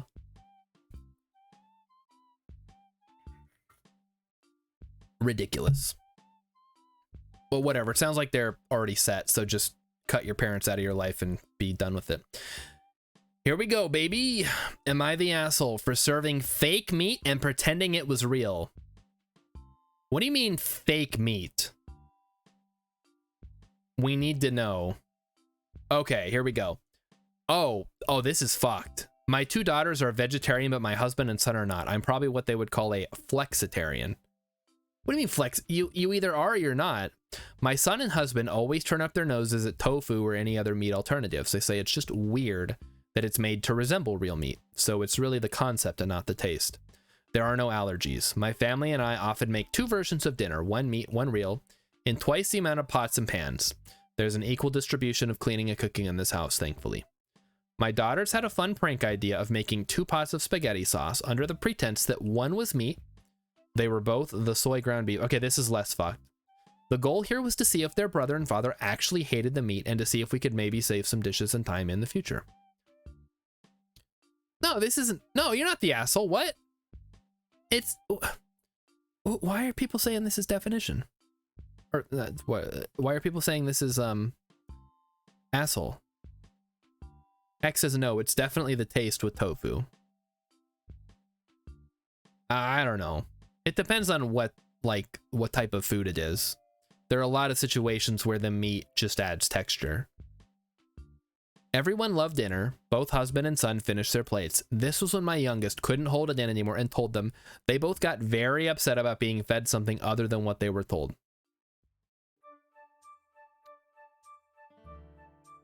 I mean, it sounds like they bitch about like, I don't want to eat tofu. Ew. Ground soy. Ew. And then they eat it and they're like, oh, this is really good. It's no different than like Calvin's mom tricking him into eating stuffed bell peppers by saying it's monkey brains. Like, you ate the food, you liked it. There's nothing in there that's gonna hurt you. Get over yourself. They must be RimWorld colonists. Yeah, like ate non-carnivore meal. This guy is out here saying this is not really a meat eater vegetarian issue. Tricking someone into eating something other than what they thought they were eating is a massive breach of trust. The fact that the substitution is harmless is irrelevant. I don't think it is. Would it really be that different if they cooked meat and fed it to your daughters, telling them it was soy? Yes, considering eating meat can be dangerous for a long-term vegetarian. Yes, okay. Well, that is different situations. So yeah, you got fed spaghetti. You were told it was spaghetti. It's a little, you think it's a little asshole to lie about the food? I think if they had just said, we're having spaghetti, I'm gonna make 2 pots, here's yours, here's the daughter's. Don't never specify that it has meat, but then people will be like, well, it was implied that it was the meat version. like, I mean, these guys just seem like they're also assholes that they refuse to try these foods that their sisters are happy to eat. I'm gonna say not the asshole. Now, on one hand, not the asshole. On the other hand, it's kind of shitty to like trick people into eating food they don't want to eat. But at the same time, like, if you tell your toddler, like, oh, here comes the like magical superpower food, open up, like, you're not, that's not being an asshole. You're just trying to feed your damn kid. Yeah, everyone sucks here. Like, have a discussion, maybe like do a couple of blind taste tests or something. Am I the asshole for eating the only food at home that my little brother could eat? Am I the asshole? What, like potato chips? Microwave burritos? Two assholes don't make it not the... Yeah, everybody sucks here. That's the ESH. That's literally being a parent, trying to get people to eat food. Yeah, exactly. Like, hey, here's some food. It's spaghetti. Yum, yum. Open up. I mean, the fact you have to do it to your husband is kind of ridiculous, but whatever. We came back from our trip last night.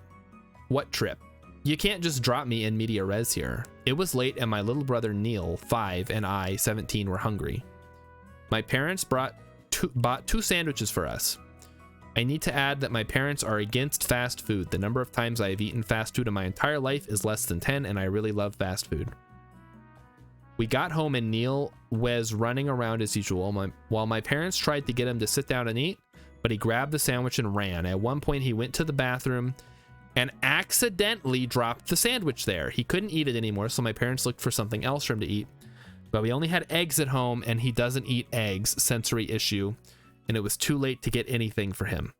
My parents told me to give my sandwich to my brother and eat eggs instead. They said if I do this, they will buy one for me tomorrow. I know they wouldn't because that's what they always do. Every time I give Neil something, the next day I ask them while they're buying it for me. When they are buying it for me, they say, oh, we're not actually going to buy it for you. So before anyone could take it, I grabbed it, went to my room, locked the door, and ate it. Now I'm grounded, and they say it was an asshole move to make my little brother go to bed hungry. Your parents sound like real pieces of work. I mean, I would have ate the eggs because I like eggs, but when I'm assuming when they say sandwich, they mean like a burger, like a fast food burger.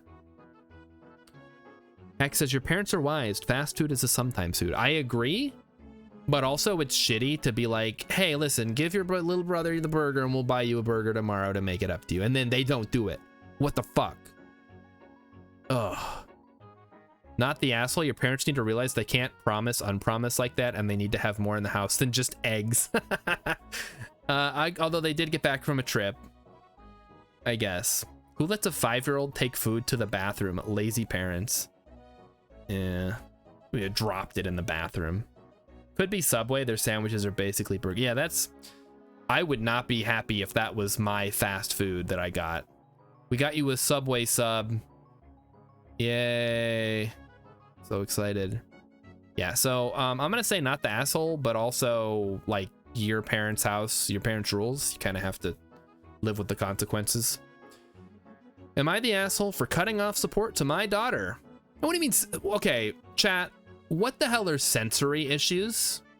Is this a real thing? Like, my little brother can't eat eggs because he has sensory issues. My little brother can't drink water because of sensory issues. He'll only drink Kool-Aid.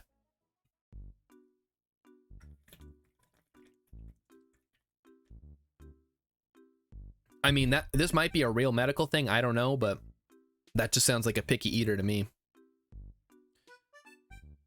I mean, did I ever tell you guys about the time where my mom made this like 7-bean soup or something, and I refused to eat it because I was convinced that it was gross and I would throw up, and I cried so hard that I threw up? Well, anyway, that was last year, and I'm still not invited back to my parents' house.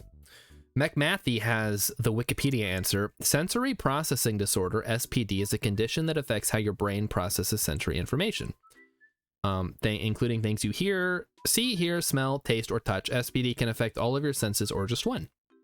SPD usually means you're overly sensitive to stimuli that other people are not. Heck says, people used to suffer in silence. Now science has evolved to the point where we can tell We can tell when kids suffer in silence. Oh.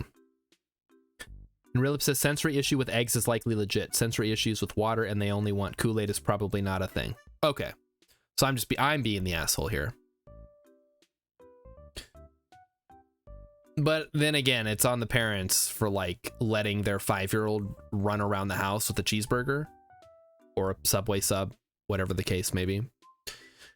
Here we go. This is another rich people problem. Am I the asshole for cutting off support to my daughter? I, 52M, have 3 children with my ex, Tracy. Oh, it's another divorce thing. All right, here we go. Michael, Linda, I don't care about their names. We split because Tracy had an affair with Stan, that bastard, to whom she is now married. We never shared with the kids the reason for the divorce, as I didn't want them to blame either of us. Why would they blame you? This backfired as the kids saw their mom move out of the house into a small apartment and me keep living in the house and remarry 2 years after the divorce. So they saw me as the bad guy. Stan and Tracy let them pretty much do whatever they wanted, and I had to be the disciplinarian who made sure homework was done, appointments were made, and deadlines were met. How long ago was the divorce? Because your kids are all in their 20s. My oldest 2 eventually came to realize that I was not the bad guy. My son, when he found out that his mother had put nothing away for college for him as outlined in our divorce decree, and she told him to take out loans. Holy shit. Mother of the year material right there. Heck says the mom 100% told the kid she was innocent. Yeah, of course. Like, your father's the bad guy here, obviously. My daughter, when she realized that her grades were going to keep her out of her desired program in school. My youngest never came around, so it was a surprise when her boyfriend asked for my blessing to ask for her hand.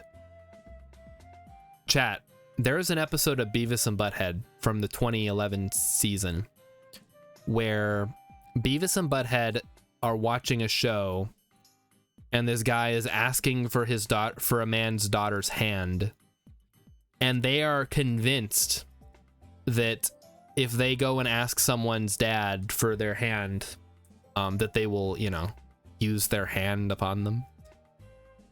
Anyway, great episode. Highly recommend that season of Beavis and Butthead. McMathy says rich people molding it all the year, the asshole. Yeah. Like, oh, I'm sorry. Why don't you go home and cry into your big money bin? Scrooge McDuck. Nobody cares about your problems. Trying to put food on the fucking table. Okay. When I expressed that I didn't think she'd care about my blessing, he said she insisted on it. That's pretty chivalrous, I guess. I don't know if that's a thing that people do anymore. She began spending time with me, being polite to my wife, and it felt wonderful to have my daughter back. I went with them to book the venue, and they'll be getting married next summer.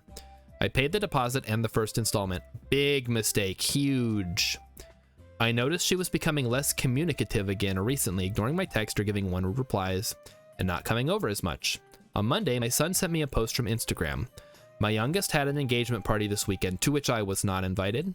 One of the photos was her with Stan, and it read, "Anyone can be a father. It takes a real man to be a dad. This amazing guy has been my dad for 15 years, even though he didn't have to be. I'm so blessed to have him walk me down the aisle next year. Hashtag daddy's girl. Hashtag future Mrs. X." I mean, that's oddly specific for this post, but okay. My kids wanted for nothing their entire lives because I never let them go without. Even when they wouldn't talk to me, I made sure their needs were met. I texted Tracy to ask why I was not included. She replied that Victoria, I guess that's the youngest daughter, didn't want my wife there because she wanted a drama-free day. My wife has literally never started drama in her life. I asked if Stan and I would both be walking her down the aisle. Tracy didn't respond, but Victoria called me up demanding to know what my problem was. I repeated my question, and she replied no, Stan, her dad, would be walking her down the aisle. I told her if that's what she wanted, I would be fine with it. I told her to let Stan know the next payment for the wedding is due in November. Yes, Stan and Tracy do not have the money for this wedding and think I'm being an asshole. Linda says if I do this, Victoria will never speak to me again. Sounds like a win-win situation here. Michael's on my side. Okay. So I understand you don't want to like tell your kids the reason you got divorced. Actually, I honestly don't. Just be like, listen, kids, you're old enough. Your mom cheated on me and now we're getting divorced. keeping it a secret just makes it out like you're the bad guy, and now they all think you're the bad guy, or at least Victoria does. And Stan here is the real asshole. Everybody sucks here except, I don't know, 3 of them. So yeah, not the asshole. You are under no obligation to pay for your daughter's wedding when she doesn't treat you like a father. I'm sure, let's imagine it from the other side. Victoria comes on to Am I the Asshole? My father doesn't want to support my wedding after I told him that I don't want him to walk me down the aisle. You're the asshole. We can turn it right around like that. Not the asshole. If you weren't her dad in her eyes, then why would you pay for the wedding? Here's a novel idea. The bride and groom can pay for the wedding instead of the parents.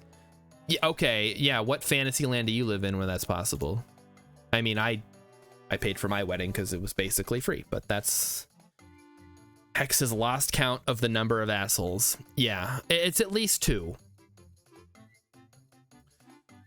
Am I the asshole for telling my boyfriend's mom... my boyfriend's mom, that my maternity leave is not supposed to be a vacation? I mean, it kind of is. I'm 37 weeks pregnant now, and my boyfriend took 3 weeks off work to stay with me so we can adjust to being parents to a newborn. All right, good on him. This is my first, and I'm very nervous and really need the support right now. My boyfriend's mother took it upon herself to schedule a paternity vacation for my boyfriend for the last 2 weeks of his leave. She came over for dinner and surprised him with it. It's an all-expense-paid vacation to Italy for my boyfriend. It's his paternity present. That's not a thing. She gave me a jade-stoned bracelet and a matching newborn one for the baby, as it's part of their culture to give the family stone to the mother and child once they enter the family. That was very kind of her. Yes, it was. However, I told her that his leave was for helping with the baby. She was taken aback and said that he would be with me for a week, and that was long enough. Her husband never even stayed at the hospital with her when her son was born. I mean, if this is in America, that sounds like pretty normal. Like, you would leave the hospital that afternoon and be back to work.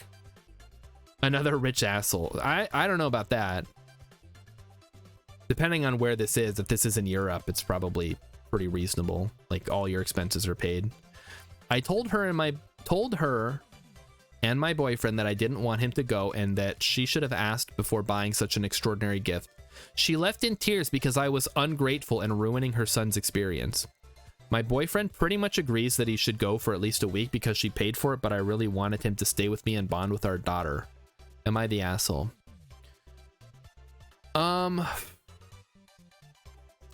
This is a tough one. Like, I don't know, like, how important it is. Like, 37 weeks, is that like you're gonna pop any minute now? Do we have any like adults in chat that know these things? It's like he took 3 weeks off. What if the baby doesn't come in the next 3 weeks? Boyfriend's mom is an idiot. Yeah, kind of. I don't think you should ever buy someone a trip as a gift. That's very presumptuous. Like, you first of all, you assume that they want to go somewhere. And second of all, you can't, like, return that. Yeah, who the heck buys a vacation for someone without consulting them? Yeah, exactly. Like, what the hell? Somebody rich, I'm assuming.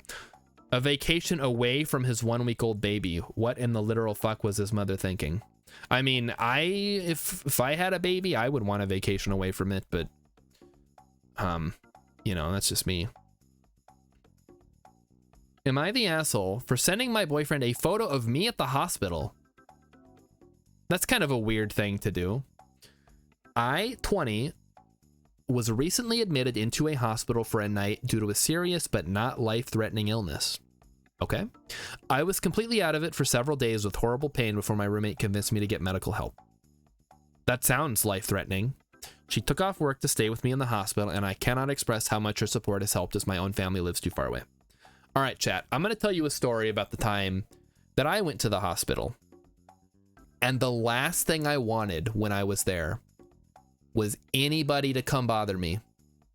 It was like my own personal hotel stay away from everyone. And it was wonderful. So I don't understand these people who are like, oh, I'm so glad my friend was here with me. maybe it's like a difference of psychology or something. Is Sam, so let's see what she has to say about Sam before I continue going off on this tangent. I've been dating Sam, who is 19, for about 9 months. Hex says some people like social interactions. That's true. I guess I'm not one of those people. At least not like most of the time. He knew I was sick, so I texted him when I was first going into the hospital to update him. Since he was working, he didn't read the message until much later. I sent him around 6 texts updating him with what the nurses were saying and including a photo of me on IV giving a thumbs up. It was my first time ever in the hospital, presumably since you were born, and I just wanted to keep the shitty situation as lighthearted as possible. He responded a few hours later with a thumbs up, and that was all. I asked if everything was all right, and he said, yeah, just you being in the hospital is giving me a lot of anxiety. I'd rather not see you looking like that. Excuse me? What do you mean by that? I told him that was okay and didn't message him for the rest of the night, not thinking much of it. Yeah, just you being in the hospital is giving me a lot of anxiety. I'd rather not see you looking like that. What does that mean, chat? First time in the hospital? Well, maybe like you're separating hospital versus clinic. Like usually it's the same building, but I would definitely separate. I'm going into the hospital because I'm in immense pain versus I'm going to visit the doctor for my yearly checkup. Okay, McMathy has zero clue. The next afternoon, his mom called me asking if I was okay. She had the impression that I sent him the hospital photo after he told me not to share any information and was disrespecting his request. She had the impression that I sent him the hospital photo after he told me not to share any information and was disrespecting his request. She reminded me that his grandfather only died a year earlier, where Sam had to spend a lot of time in and out of the hospital, so the updates were making him grieve all over again. I apologized to her and sent him a text saying that I didn't mean to hurt his feelings. He left me on red. I guess that's a thing that Zoomers say. My roommate thinks I didn't do anything wrong at all, and he's being too sensitive / immature for involving his mom. Okay, am I missing like a part of this where she sent him an update after he asked for no more updates? This morning I woke up to a text from Sam asking for a break.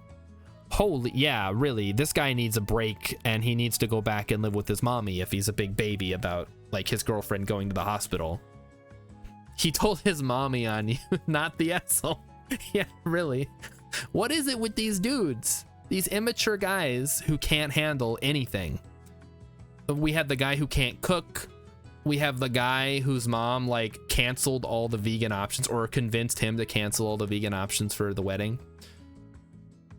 What is wrong with these people? Rainbow Yeti, thank you for stopping by on our August Reddit court. We have had some real doozies tonight. Am I the asshole for buying a personalized stationery for my daughter so it can't be redistributed in class? What? Okay, here we go. My little girl, Mia, who's 9, has started a new school recently. We moved, started, and she had to start new school. Okay. I got a list of supplies that the teacher required, plus extras like extra packs of crayons, etc. You know the deal.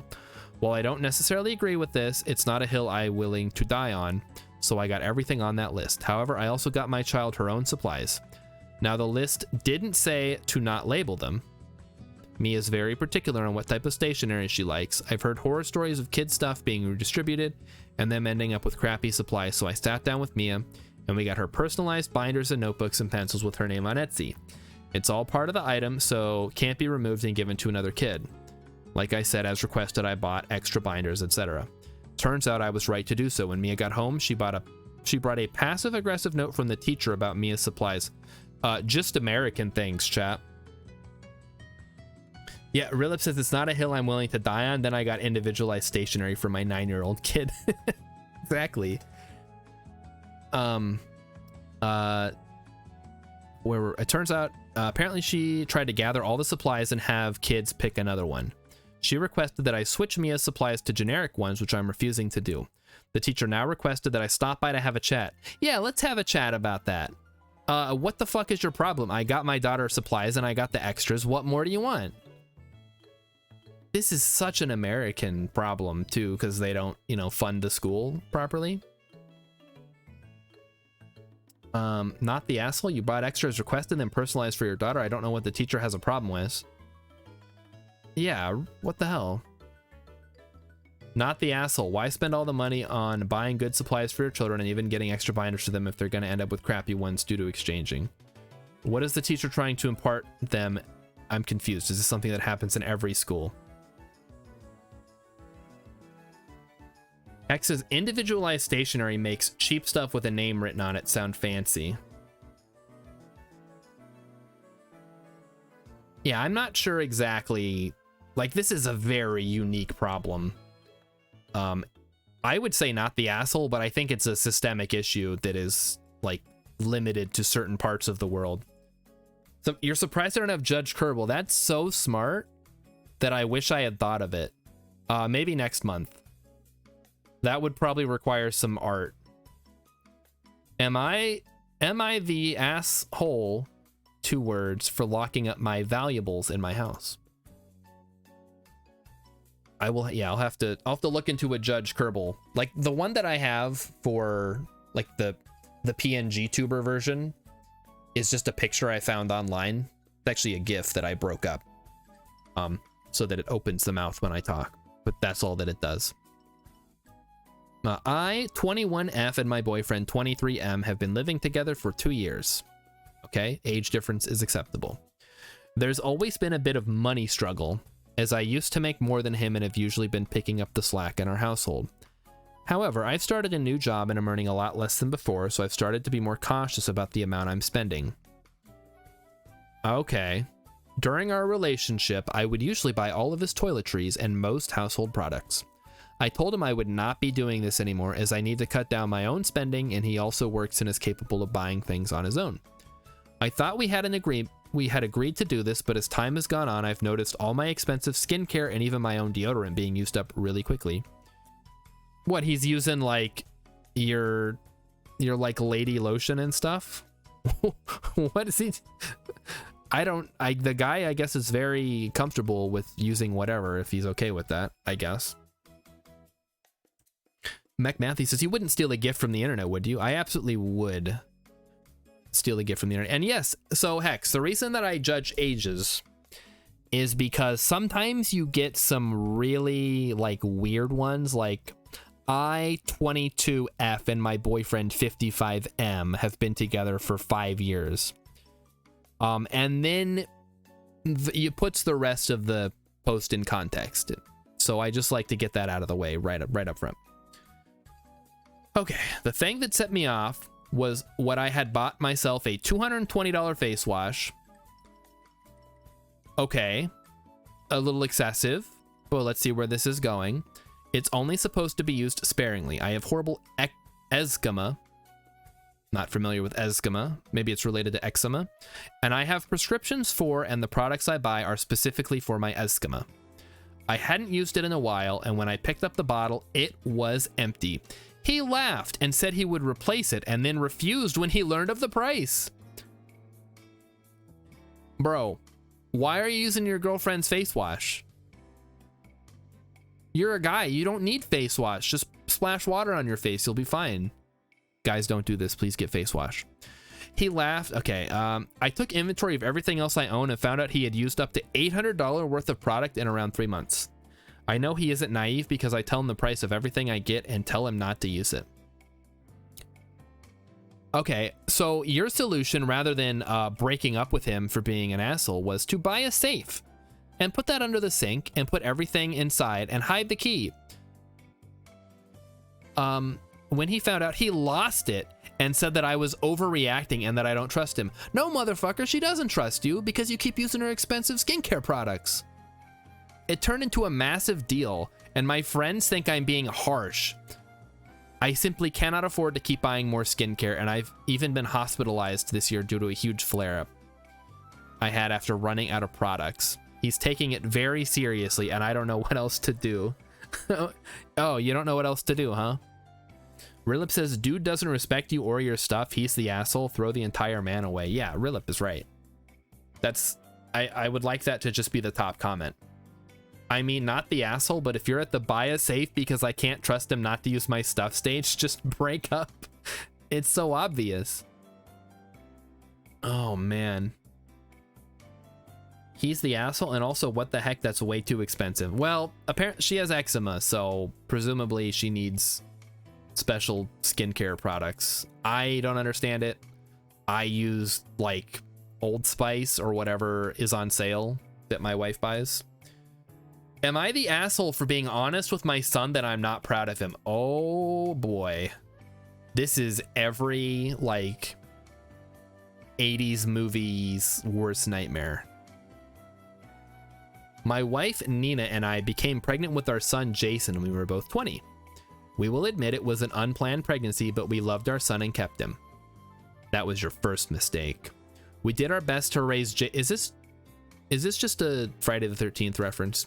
We did our best to raise Jason to be kind, respectful, and treat others well, and we thought we succeeded.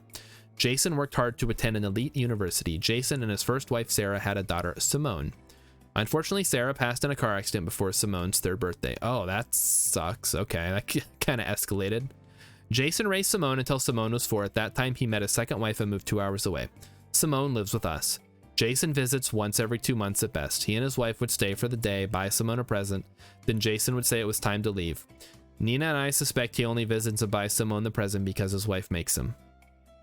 His wife, Iris, is a lovely lady. She insists that Simone should move in with them, or they should be closer to us because she wants to be Simone's stepmom and spend time with her. But Jason shoots the idea down because he says Simone moving in with them would hurt his career, and it is best Simone stay with Nina and me. Bruh. Yes. Okay. So his first wife, Sarah, died in a car accident, and then Simone was left with grandma and grandpa. Jason moved away and married Iris. Iris wants to be Simone's stepmom, but Jason says that would hurt his career if he had to take care of a child. That is his child, I will remind you. Simone is 11 now, and she adores Jason. She makes drawings and cards for him, constantly bakes treats to send to him. It is devastating for her because her daddy is her hero, and he does not want to spend time with her. Her birthday was in July, and she cried when Jason did not call her to wish her a happy birthday. Oh, okay. Iris tried lying to Simone to make her feel better that the phone lines were down and Jason did not forget, but Simone did not believe her. That is so sad. Simone is at summer camp all this week, and Jason invited us to a party to celebrate receiving a promotion.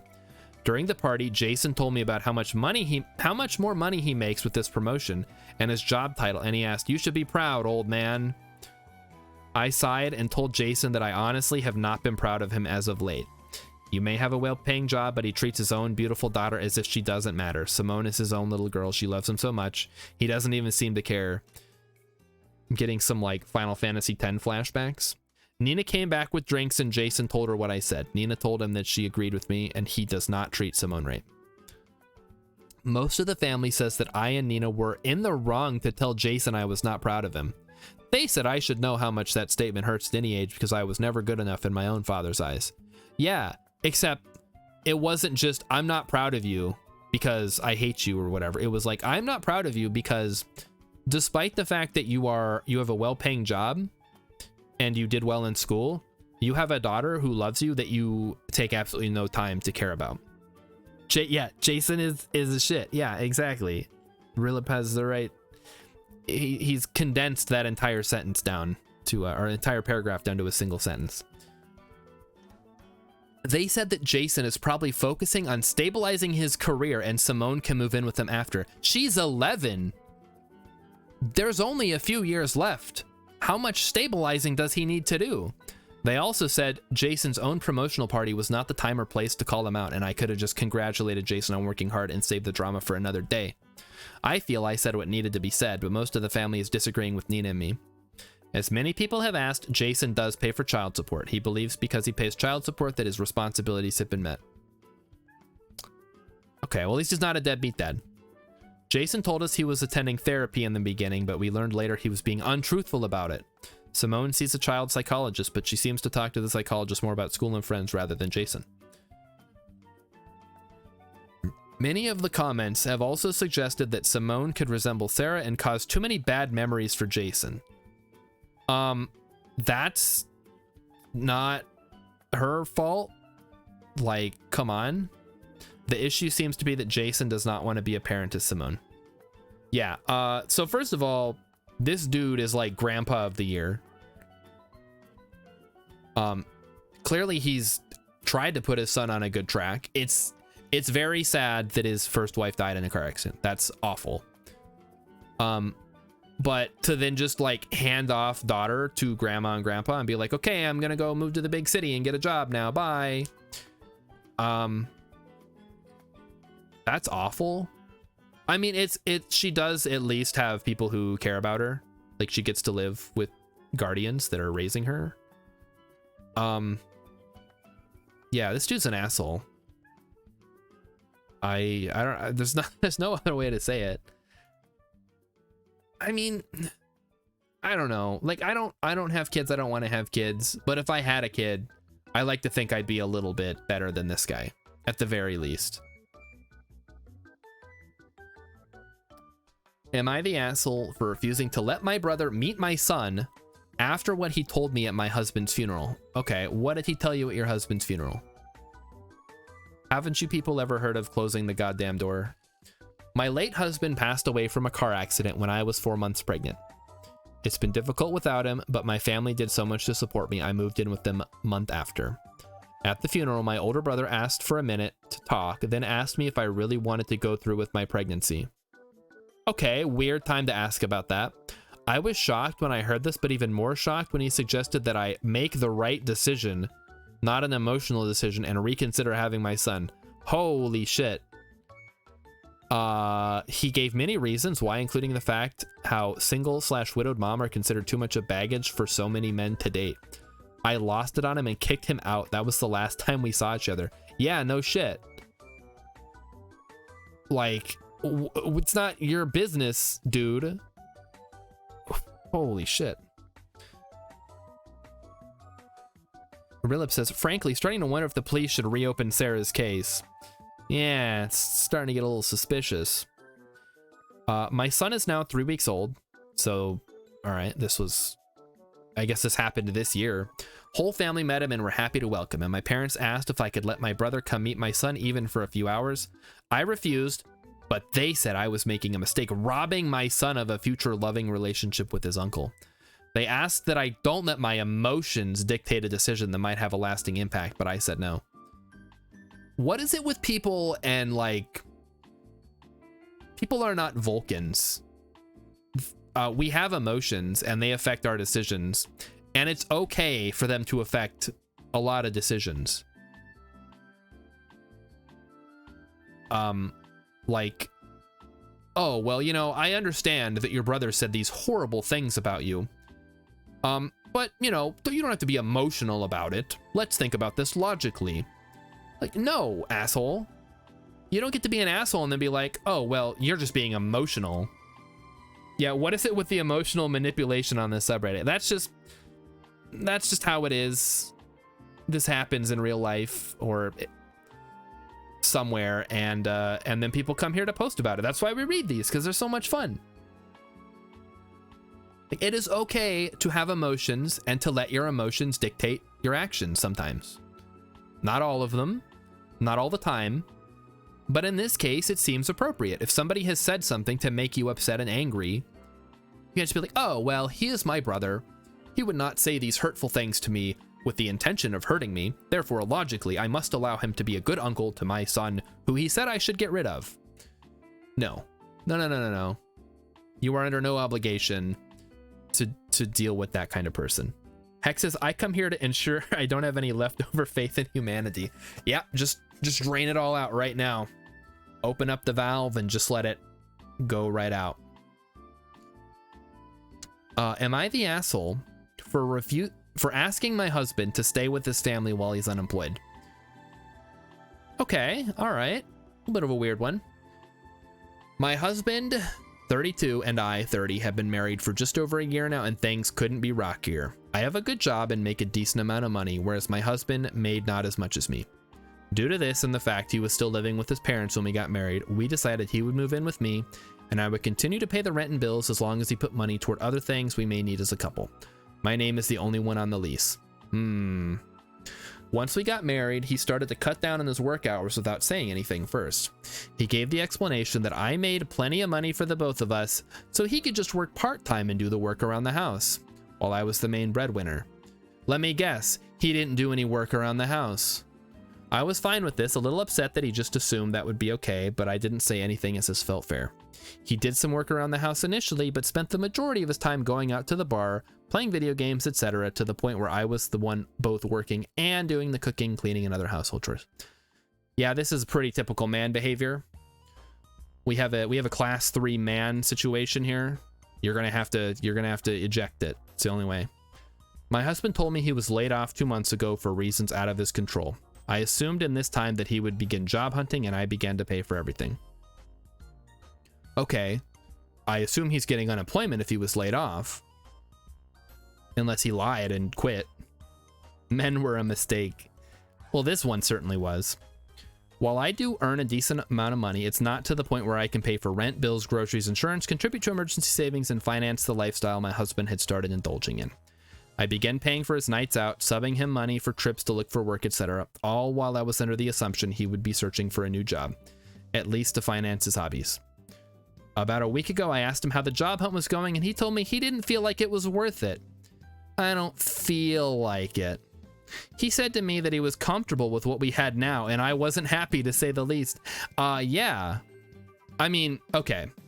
Maybe they didn't even talk about it. Maybe she wasn't like, okay, yeah, let's start looking at finding you a job somewhere. And he's like, I don't feel like it. I confronted him about how I was doing everything to finance and take care of our household while he sat around and played video games. I was being an ass here, I'll admit. And during this argument, he let slip that he had actually quit and never looked for another job. I knew it. This asshole. I was furious that he lied to me and told him I didn't want him in my home right now. Fast forward to now, my in-laws are understanding to an extent, but are calling me an asshole for not wanting him to come back until he gets a job. I've seen my husband in this time, but never in our home, always out somewhere. I no longer pay for everything, and his attitude toward me is making me question our entire relationship. He's calling me an asshole for doing this to him, and I'm beginning to think he's right. Holy fuck, man. So, what is it? This guy just wants like a sugar mama? Is that what's going on here? It's like, yeah, I just want to sit at home and play video games, which honestly sounds awesome. I would love to do that. But you kind of need to marry someone a lot richer, a lot more wealth than can barely keep this whole thing going while you sit around and do nothing with your life. Introduce this dude to Jason, they can hang out. Yeah, maybe he can marry Jason, and that'll be better. Yeah, so not the asshole, obviously. Your husband is deadbeat. Okay. I don't like having to work. I will freely admit that. I don't like having to go in. I don't like having to do work. I don't like having to go to dress up and get up at 7 in the morning or whatever. But I do it, and then I complain about it like everybody else.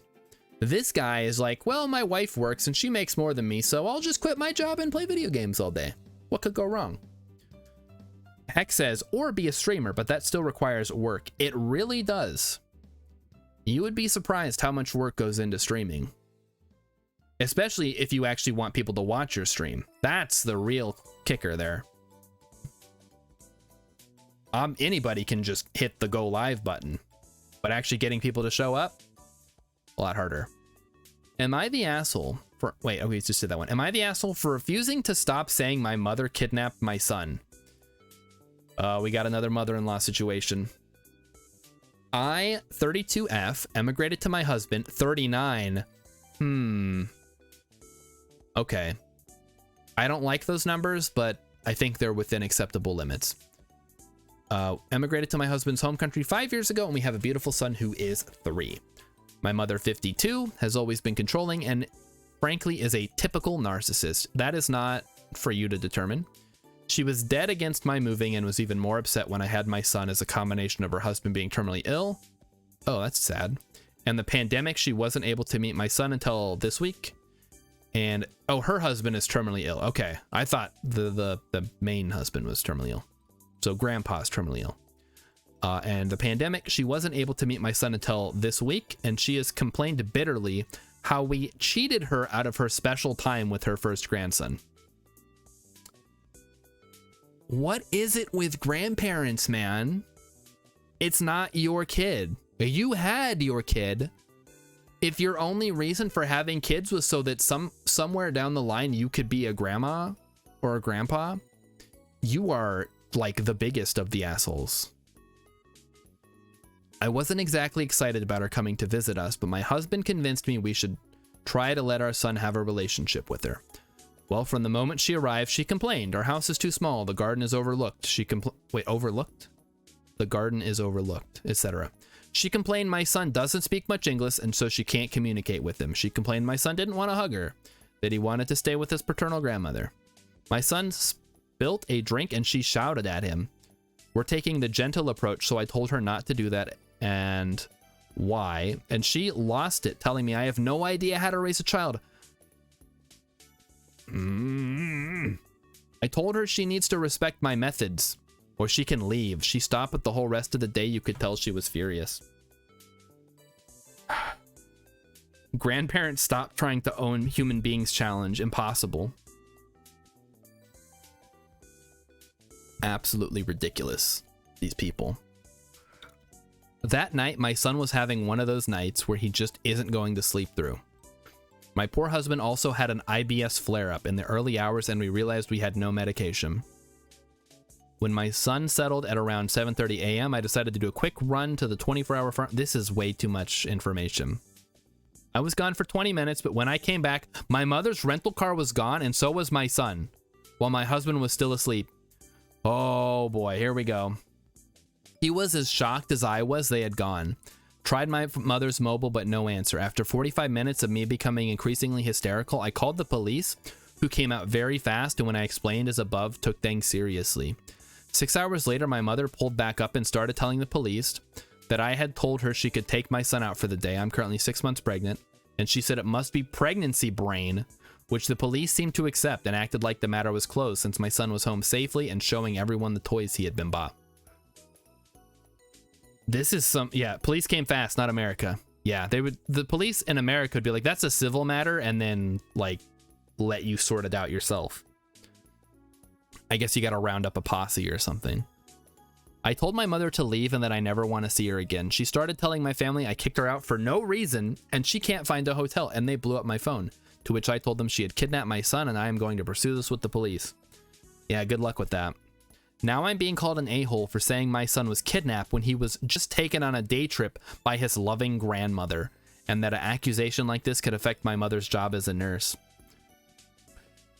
Oh boy. Lots of people saying my husband shouldn't have pushed for this meeting. You're right, but I don't think he was wrong. He didn't force me to agree to it. I ultimately had the final say.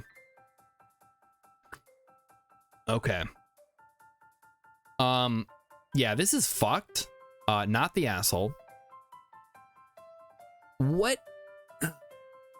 Okay, so we've talked about the bridezillas. We've talked about the man children.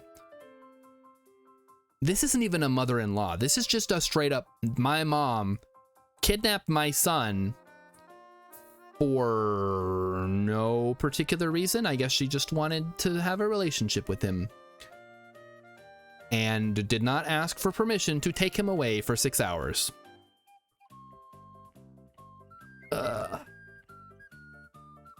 The worst part is she is going to think that she is in the right forever and everybody's going to take her side. That is the worst part of this. This woman has no recourse. Everyone is saying the police are going to be like, oh, well, you know, it's just his grandma taking him out. All her friends are going to be like, oh, well, I can't believe that your own daughter would do that to you and your grandson. It's fucked. That's all. That's the only way we can say it. We got Grandmomzilla, Grandmazilla. I think we just have to call it like, isn't there like a TV show? Like Bad Mom? No, there's Bad Moms. Is that a movie? But that's like a comedy, right? This is not funny. Just fucked up. Yeah, I'm glad having kids causes way too many complications. I would not want to deal with that. Am I the asshole for telling daughter I am disappointed in her and won't take her out to a second restaurant? This sounds hilarious. My daughters 14 and 16 are on the same dance team.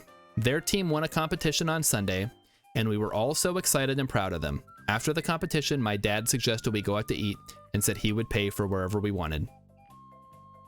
It's narcissism, thinking you can do no wrong. Mother should have been on Sally Jesse Raphael. I mean, yeah, like on some kind of show, get her on there. I mean, that's kind of what this is, right? People are airing their dirty laundry and I'm then broadcasting it to the world. Older daughter who loves seafood has been asking for years to go to a restaurant that has unlimited crab legs. Ooh, but it's a very pricey restaurant, so we've never been able to. She immediately suggested this restaurant. My dad liked the suggestion. My younger daughter suggested we go to her favorite restaurant, a local Mexican restaurant, instead. We've been there many times as it's much more affordable. Knowing this would be a wasted opportunity, I said older daughter suggested made more sense because it was somewhere we'd never been. Yeah, I mean, unlimited crab legs, I'm there. Younger daughter complained she wouldn't like anything there, but I assured her the menu would have more than crab legs. We got there, and sure enough, there were many dishes that didn't have seafood, including steak, youngest's favorite. Even though there were dishes without seafood, youngest daughter said she wasn't hungry because the restaurant smelled weird. I ordered her steak anyway. This is such a 14-year-old thing to do. Younger daughter pouted throughout the meal. She picked at the steak. Older daughter was very happy and completely absorbed in the crab legs. She just inhaled like plateful after plateful. My mom tried to talk to my younger daughter about the competition, but she wasn't responsive. At the end of the meal, we were all stuffed except for the youngest. My dad told everyone to pick a dessert to go except for youngest because she's clearly not hungry. Yeah, grandpa coming in with the claps. Yeah, seafood restaurants stink. That's just the truth. I mean, I like it personally. I guess it sucks if you don't. I asked my dad to leave her alone and he did, but she was already upset. When we got home, I tried to talk to her. I explained this was a rare opportunity and sometimes we need to let someone else have something nice. I told her I could have taken us to the Mexican restaurant this weekend. She said it's not the same because the restaurant we go to the night of the competition is special, and we went somewhere she didn't like. Bitch. I pointed out she didn't know she didn't like it because she didn't try it. She said I know she hates seafood and that the restaurant is known for its seafood, so of course she wouldn't want to go there after a special event. She was all annoyed all Monday and Tuesday, but started to mellow on Wednesday. This morning she asked if we were going to the Mexican restaurant tomorrow. I said not this week because of her behavior, but we'll see next week. She wasn't happy. I mean, stop calling a literal child, oh, some naughty words that I can't say on stream. Grandpa, yeah, grandpa coming in from the top rope. Like, she's not hungry, no dessert for you. All right, so as a seafood lover, I don't understand the issue, but Hex, if you're saying that, like, you can't even eat regular food at a seafood restaurant because of the stench, that sucks. I don't know, you're 14, get over it. Like, pick at your steak. I mean, it's probably not a great steak, it's a seafood restaurant. What is it with people that don't like seafood, chat?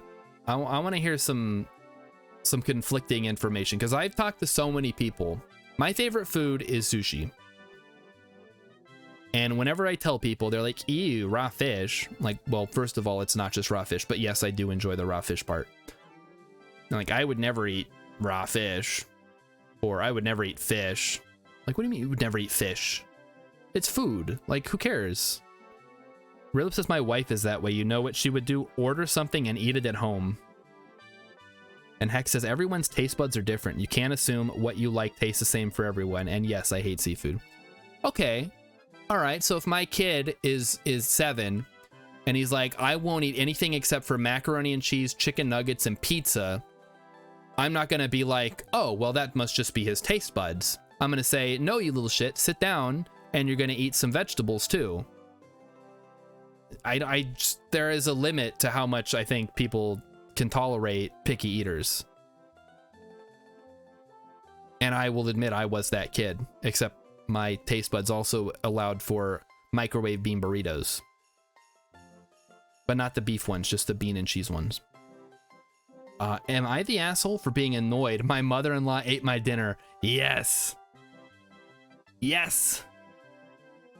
Hex says there's tons of vegetables. Find some your kids like. None of them. You don't need seafood. You don't. Yeah, that's true. You don't need seafood. I don't know. It's a tough decision. It sucks. I guess maybe he should be more sympathetic. But also she's 14. Like, does she really not like seafood, or does she just want to like be fussy about it? All right. Tonight, my mother-in-law came over for dinner. I made Swedish meatballs and gravy with mashed potato, broccoli, and homemade bread. Sounds amazing. In my house, we tend to eat in the lounge unless it's a big event, so I dish up everyone's meal.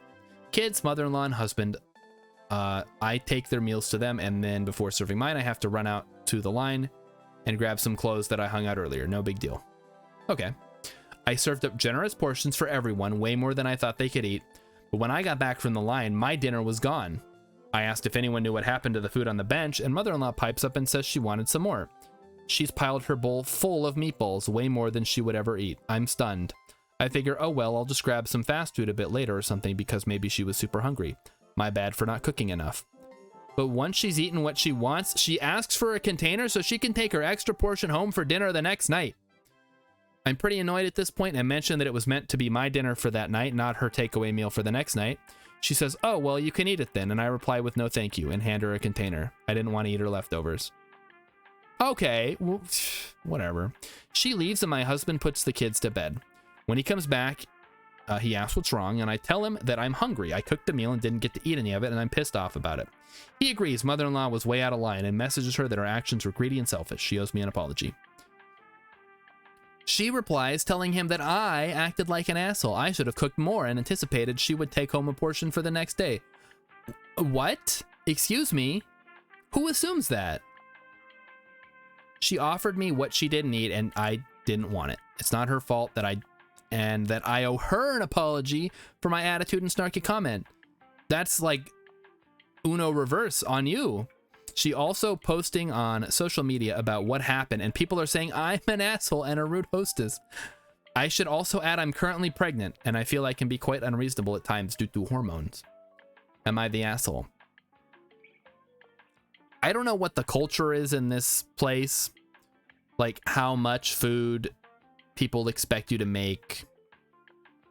If I was eating at someone's house, I would not expect to take leftovers home for another meal. There's a fly in here, chat. It just landed on my head. I got it though. Well, I shoot it away. I didn't get it. Yeah, I don't think this person is an asshole. But I think it should have been like, okay, whatever. We're not inviting your mother over again for dinner ever again. Be the bigger person. Brilliff says, I wouldn't even get myself seconds until it was offered. Yeah, really? It's straight up rude. And now she's trying to blame the other person. Oh my God. Reading your replies, you know she did this on purpose, right? She wanted to start this fight with you. She took all of the food before you'd eaten any and then demanded to take leftovers. She's fucking with you. Don't ever cook for her again. That's That's so weird and like insidious. I don't know what her angle is.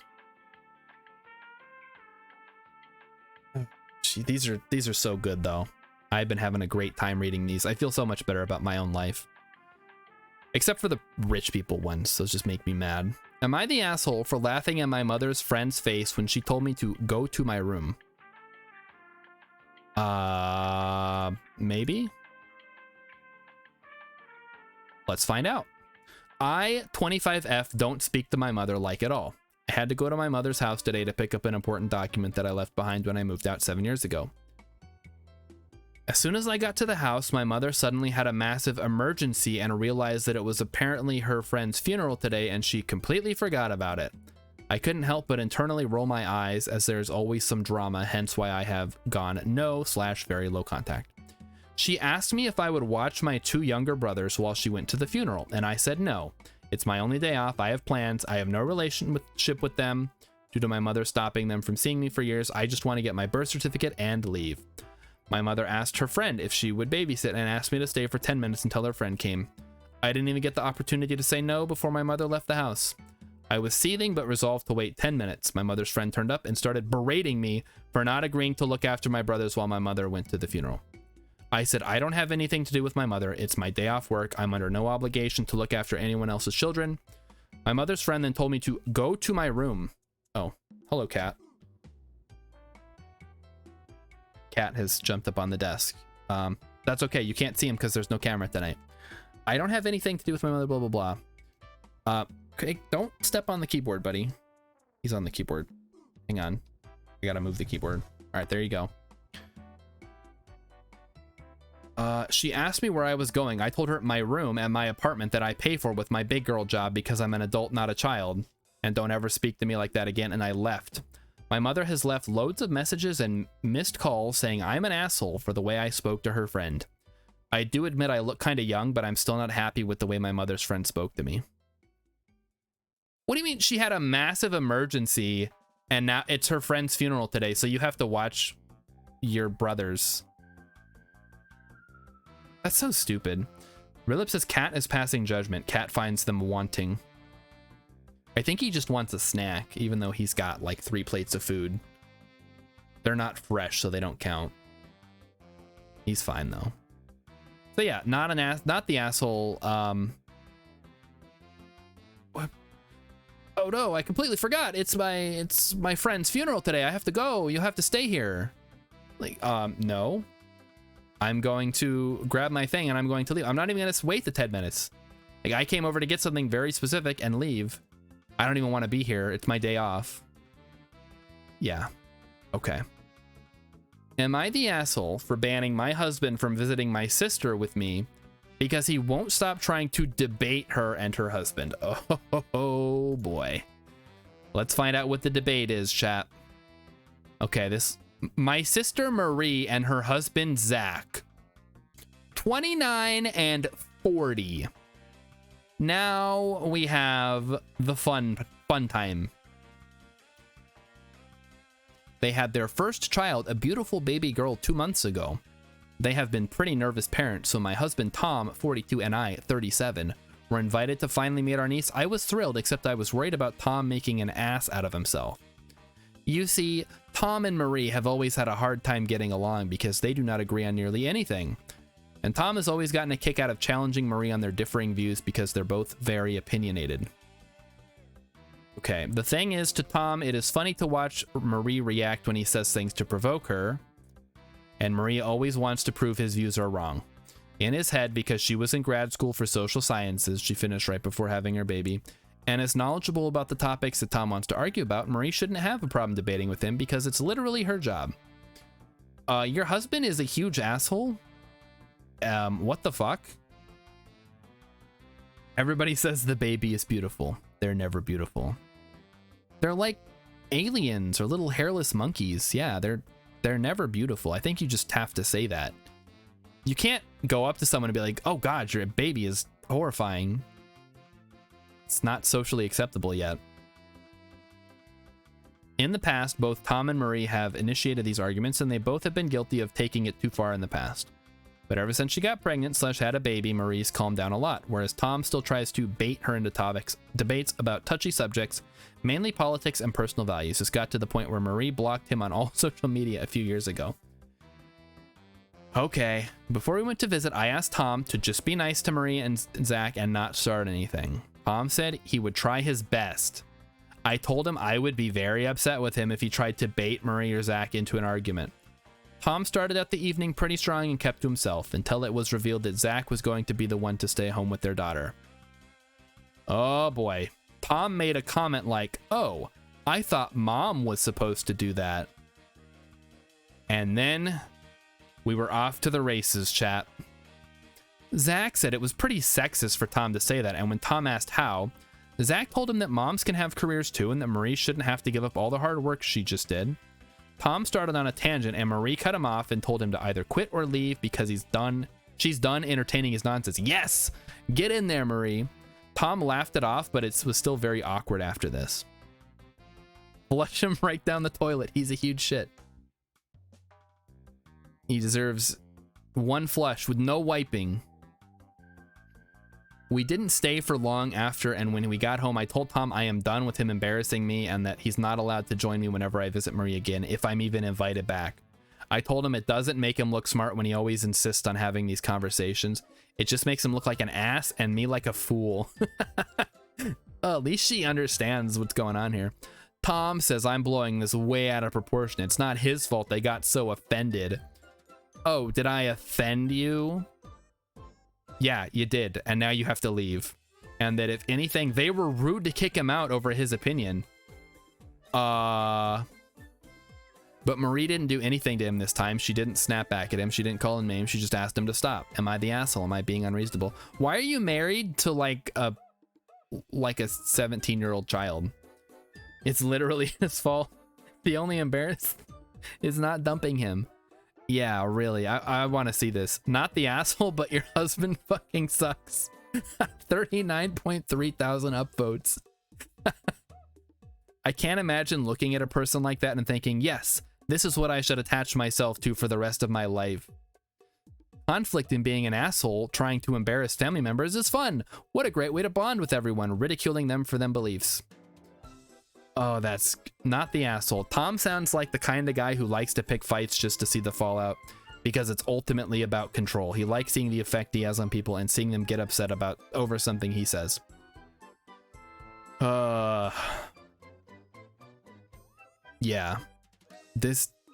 I don't know.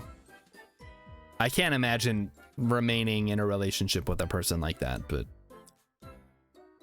I mean, getting married is kind of a big deal, right? You can't just get divorced over that. Maybe you can. All right, chat. We got one more to go. Let's do an asshole one. We're gonna finish strong tonight. Am I the asshole for making my daughter share her presents with my stepdaughter? Probably, yeah. But let's take a look. I, 40, was a single mother to my daughter, Amy, 15. I came out 3 years ago and married my wife, Jenna, 42, last year. She had a daughter, Nora, 13. We all live together as I have full custody of my daughter. It was kind of hard for her to adjust to having a second mom, but they got along well. The girls have their birthdays very close, only 2 days apart. So we decided to have a joint birthday party for both of them. Nope. Do not, parents. Attention, adults. Do not do this. Unless your kids are literally twins, do not have a joint birthday party. Since Nora had a hard time making new friends, they moved in with us and she's very shy. Most of my family lives out of the country, so the gifts were sent a week early. It was a huge bag with at least 20 gifts. The party was nice and we opened the bag at night once everyone left. Jenna handed out the presents as she took them out. After 12 gifts in a row just for Amy, I checked the bag and froze to see there was only one gift for Nora from my parents. She pretended it wasn't a big deal, but as she opened the presents, I saw her eyes drop. It was a $15 tumbler from Walmart that they picked up on the way to the party. Not to sound ungrateful, but Amy's gifts were much more expensive. Lots of gift cards, over $100, a new phone, limited edition Funkos, designer clothes, and lots of cards wishing her a happy birthday. Oh boy. Needless to say, I blew up the family chat, calling out my parents, siblings, and extended family who sent gifts for not considering Nora, and my parents for the cheap gift. No one took me seriously since it's not our duty to give gifts to someone else's kid, and Amy deserved them since I didn't even throw her her own birthday party, emphasizing that Jenny and Nora are my problem, not theirs. Nora was clearly hurt since it's not the first time my family has left her out.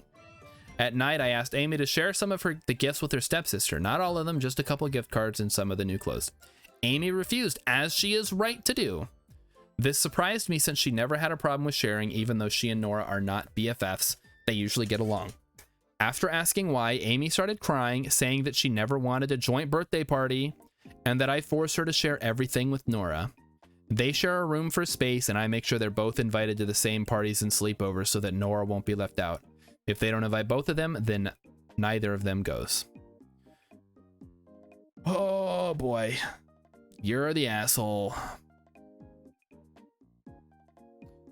Amy stated that she at least wanted her own gifts to be hers alone. I scolded her for being selfish with her stepsister, grounded her, and took a couple of the presents to give to Nora. What the actual fuck? She turned them down because she didn't want problems with Amy and it felt like pity. Yeah, because it is pity. Since then, Amy's been cold to all of us. I just wanted my two girls to be closer with the joint party and have the same things. Am I the asshole? Yeah. Yeah, you are. No kid anywhere wants a joint birthday party. Unless they're twins, and then maybe they do. I don't know. I'm not making an assumption regarding any twin stuff. But two separate people, kids, who are like, even if they had the same birthday, you can't just be like, yeah, we're having a joint party, so everybody just show up for the joint party. No, it doesn't work. It's bad enough. My sister, her birthday is like a few days after Christmas, and she always gets cheaped out on presents because it's not double. It's all I'm gonna say. It's like 1.5 times as many presents in total. Whereas my birthday, which is in the summer, I get the full, like I get the Christmas presents and then I get the birthday presents, and they're very separate. So yeah, absolutely the asshole. You grounded your own daughter for wanting her own presents for her own birthday. Totally fucked. You're the asshole. You're basically asking your daughter to share her complete identity with Nora. Her room, her stuff, her family, her friends, her birthday party, the party she goes to, sleepovers. Is there anything really hers? This can't be good for her development. She needs to be her own person.